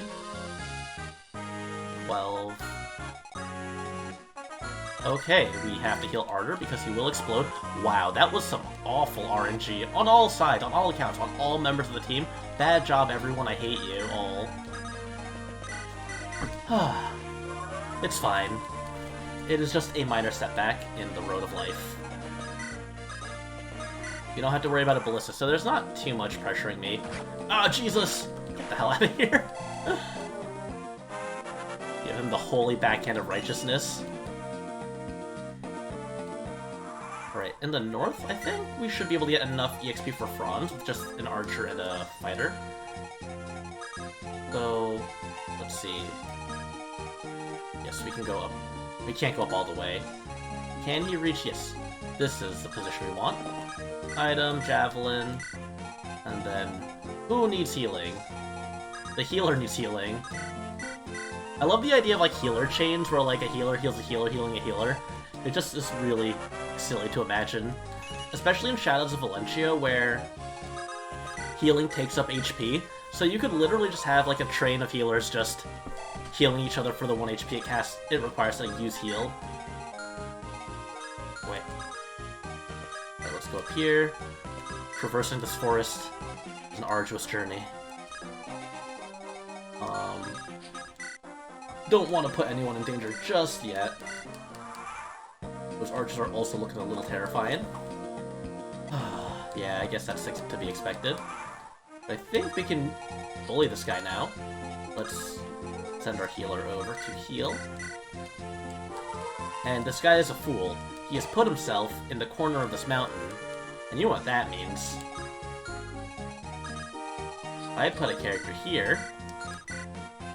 We'll do the 10 damage here. Maybe get a crit, no crit. I love doing this to archers when they put themselves into position. Archers can only attack from 2 range. None of these units are now threatened, and this guy can't move. He is stuck there. They are T-posing on him to assert dominance. Let's go over here, and then these guys, these little jokers, these little soldiers. Let's just get some more healing in. We're gonna save that healing for Molder. Molder needs healing the most, or to be healing the most. He is currently level 6. He needs to approximately heal 30 more times. 30 more turns of healing in order to promote. Man, when he Jesus! That guy hits like a truck and a half. Ouch. I hope that other guy doesn't have a javelin. Yeah, we're safe. Name a more iconic duo than Elliot and not checking out enemy weapons. I just assume they don't have things like javelins, you know? They won't be able to hit me. What? They haven't moved yet, why were they able to hit me then? And I really took damage from that 44% chance. How rude. Get out of here. I think Josh was already level 10 though, he doesn't need any more experience. Garcia could use some more experience though. Poink! Oh, action production. Thank you for redeeming the cube and also to change dimensions. I guess this is how it's gonna be, huh? Let me open up VC Face. Give me a moment, everyone. We have been sent to hell, apparently. So let me switch to VC Face. We'll change our dimensions. And then we will deal with the cube. Thank you for those redeems. It's like, that's a double whammy right there. I'm sure if you just tuned in, you're probably excited to see someone playing through Fire Emblem the Sacred Stones. But for those of you who haven't seen before what the cube is a redeem. I will say that much. That cube is quite a redeem. The face Tracking is gone. Let me just close this out. How do I do this? Do I have to reopen it? Reset position. Got all this text on top of me. I'll just reopen this. Just give me a moment. And we will be in the third dimension. I'm Elliot Ambers. There we go. Hello everyone, I have entered the third dimension. And as you have seen was redeemed, we must go to a new... Going to change things up, as the cube has been redeemed. So for those of you who do not know what the cube is, what this little fun ROM hack is, it's a Fire Emblem ROM hack. It is somewhat different from what you would expect from a Fire Emblem ROM hack. I've done this a couple times. I've also shared it on Twitter before, so you might have seen it there. I also have to rearrange my keybinds, because I can't do this on controller. My mind only can do this with the default keyboard settings. So give me a second here. We're gonna set these, and we are going to solve a Rubik's Cube on stream. We have 30 minutes to do so. This is a Make a Fire Emblem ROM challenge. And for this challenge, they are coming. Bring the thing to me. That thing being... This is a Fire Emblem ROM hack, by the way. So the way we solve a Rubik's Cube, for those of you who do not know, the first step is to match all these, make a cross of the same color on the top here. So we got one part of it down. You can see we have this white face here. So we're going to move things around here a little bit. And then move things around like this. Actually, one sec. I will have to make a quick... No, actually, never mind. I think I'm good. I think I'm good. So the next thing we do... Oop. Almost messed up there. Our front face. We need to match up with the white side. Let's see how this is. Oop, mess things up. We want to rotate this, so our white side is over here.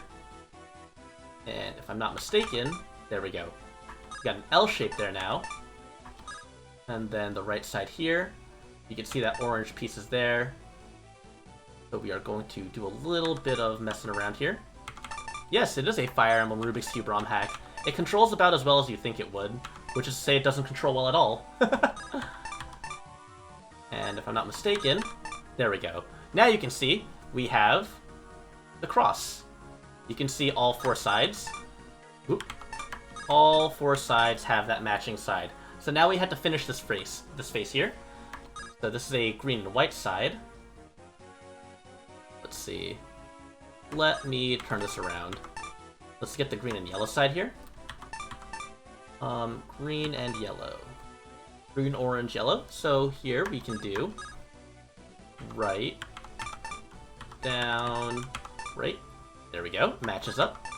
And then here we have... Let's do this. Down, and then back. So now, if I'm not mistaken... Let's see... Yes, we have the green, orange, white side. So we do this, and then we do bump, boom, boom. We have 2 corners done now. Actually, 3 corners done. What a convenient deal. We got that without even trying. Alright, so now... We have to do a little bit of finagling here.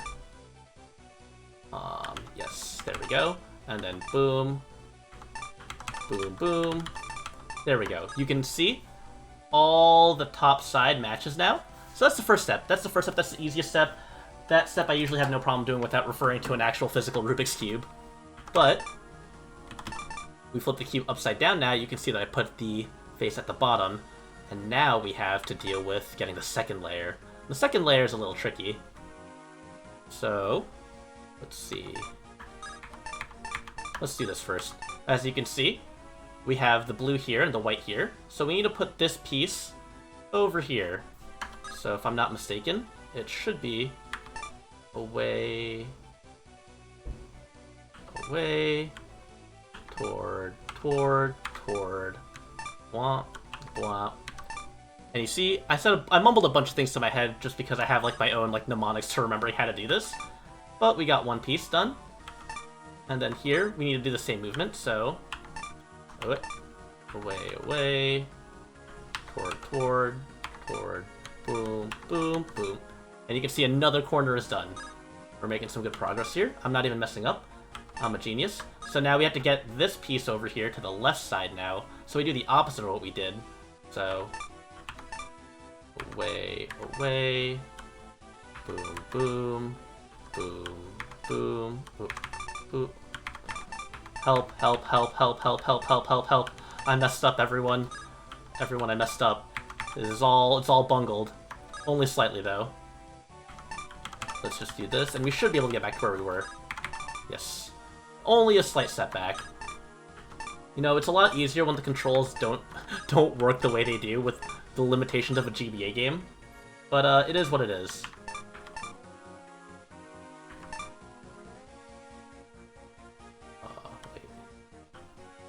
Boom, boom, boom, boom, boom. There we go. Now you can see, we almost have all the layers done, we just need that one last corner, which we have to do twice because it's inverted.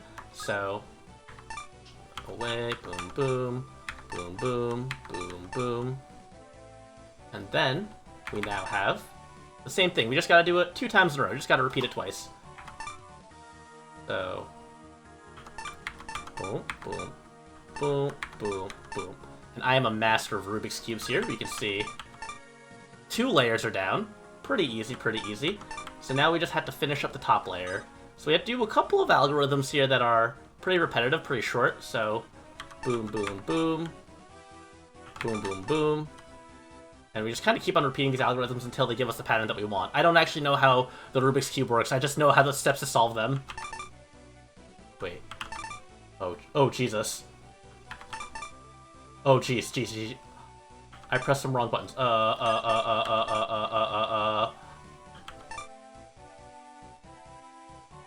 did I do this?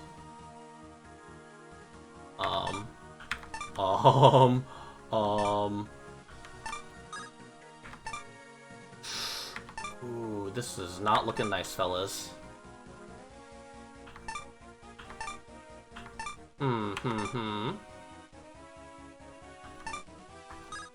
Somehow, I must have hecked everything up all at once. This side is fine, so let's just make sure that this side here is also good. We revert, and actually, this doesn't look too awful. I also like how it has, like, Fire Emblem boss fight music as the music that's playing. There we go. Okay, cool. We have salvaged this. We still are at the same point. I just need to not turn my brain off. Boom, boom, boom. Front, right, left. Front, right, up. Front, right, up. Right, up, front. There we go. And now you can see we have a cross, or like kind of like this like little like GIF-looking thing, like 2 corners available. So we gotta do right, front, right. Wait. Right, front. Ooh. Wait, boom, boom, boom, boom, boom. I think it's right. Right. Up. Right, right. Up. Boom, boom, boom, boom. Huh. I seem to have scrambled this up a little bit worse than I thought I did. Can we solve this back? If I do not make it by the 10-minute mark, I will revert back, but we're gonna try our best here. Let's see. It's always so scary when like you get in a position that you don't fully remember how to work back. Let's see. Let's get this side back actually correct first. I think it's down here. So then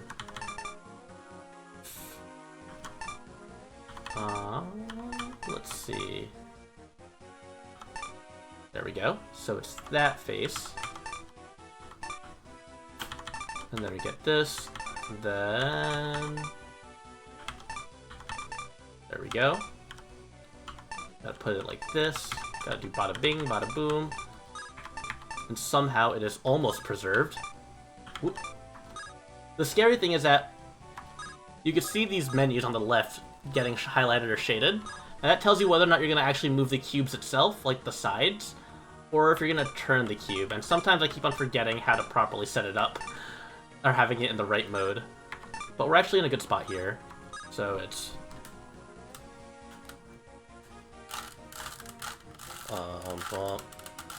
So it's towards... So then the upturn, yeah, upturn. So it's boom, boom, boom, boom, boom, boom, boom, boom. No, I mixed it up again. Ah! Oh, this is so bad. Well, I like super messed it up actually. I think I like turbo destroyed this one. I swear I don't normally do this bad with the Rubik's Cube. Alright, so... Let's do this. And then... Not mistaken. This is the proper side. Wait. Where did it go? Where did it go? That's where that's supposed to be.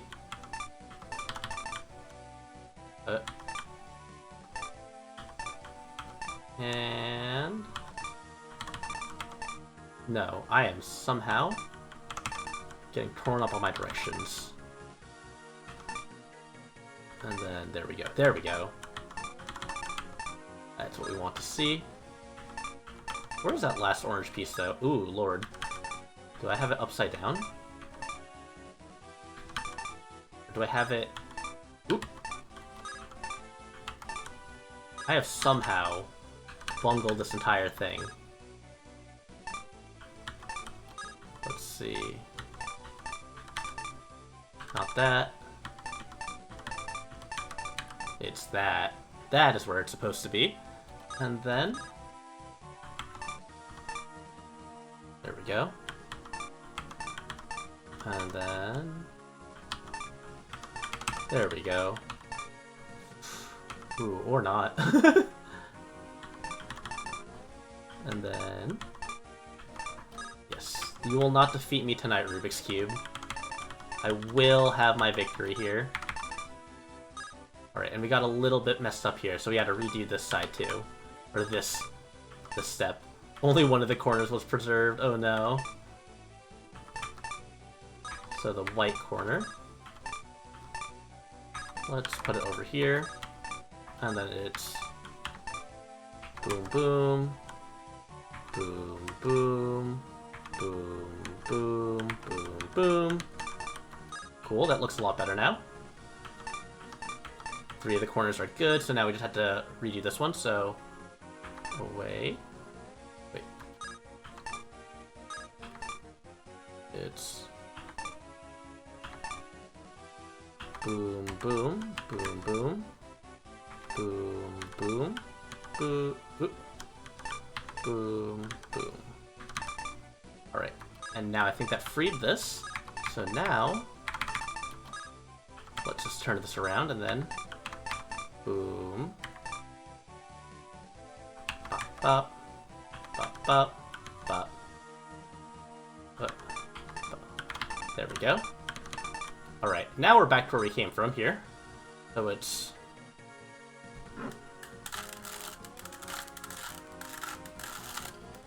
It's... Bump. Bump. Bump. Bump. And... Yes! Ooh, there we go, there we go. We're so close. So now it's going to be... Boom, boom. Boom, boom, boom. Oh man. Wait. Front, or right, front, right, back, back. So it's right, front, right, front, right, back, back, and then it's right, front, right, back, back, right.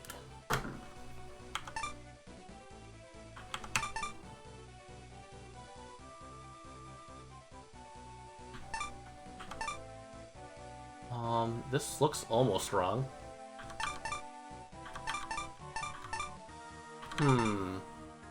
There's supposed to be a red part there. I feel like this is going to heck everything up.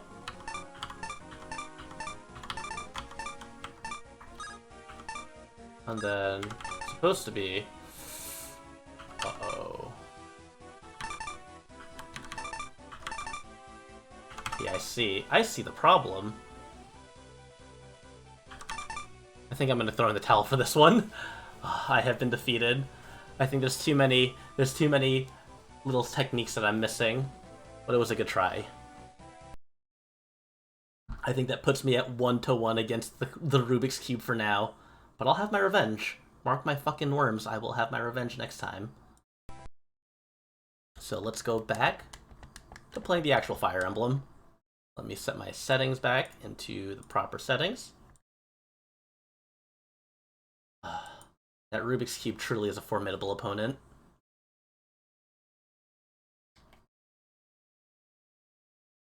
And let's get back to it. I think we're going to try to finish this chapter, and I think that'll be it. That'll be a good stopping point, because this is like a little bit right before the route split. So, you know, we got ourselves in a good enough position. We'll finish the next chapter next time, and then we'll be able to start the route split, and that's when the run is really gonna get tricky, I feel. That's when we're gonna have to really showcase our tactical mind. Bonk. Boink. Alright, and now there's just 2 archers. Archers ain't shit. Archers ain't nothing. We'll beat those archers into next Tuesday. Alright, so then... yeah, Garcia's almost leveled up. He's almost promoted.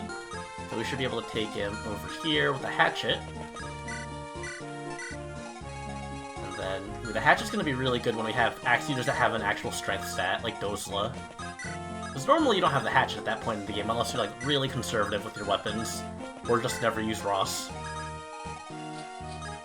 We should be good here. Right, and then Molder gets another heal in. And... should be good.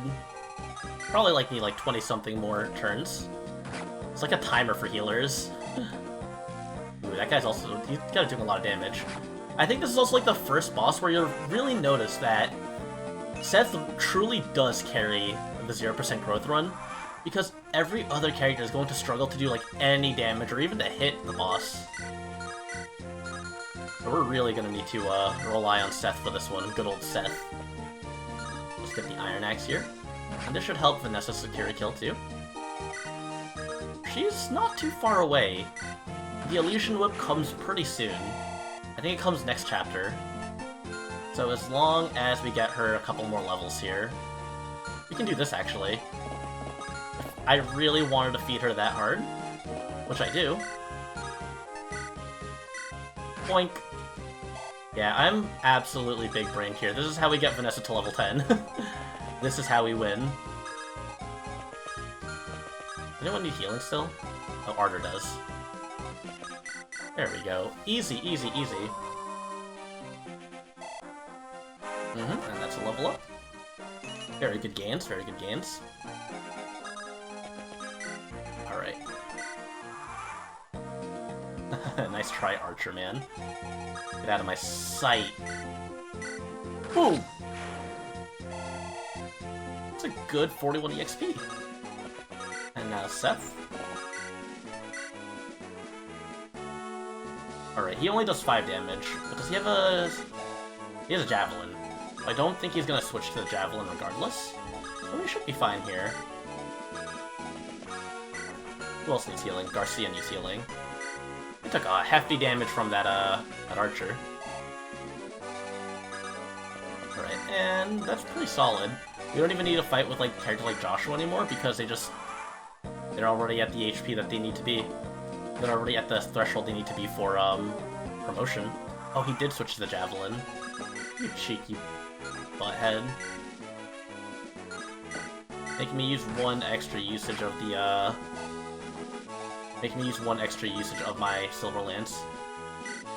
There we go. Or we could just get him with Ardor. That 3% crit was horrifying. If I missed, I would have cried. That's a good level up. I don't think I'm gonna use you, but it feels good. Right, and then I don't think I'm gonna give that to Franz, honestly. Nice. And then we segue into Chapter 8. But this is where we're gonna stop for tonight. We'll just look for someone to raid now. Let's see, yeah, we're gonna save here. We don't even get a map screen, we just get into the old meme map. It's a trap! Classic YTMND. Alright, so let's see who's online. Let's see who we can pay a visit to. Let's see, twitch.tv. What good friend of mine is available for a delivery? Let's see. Let's go and raid.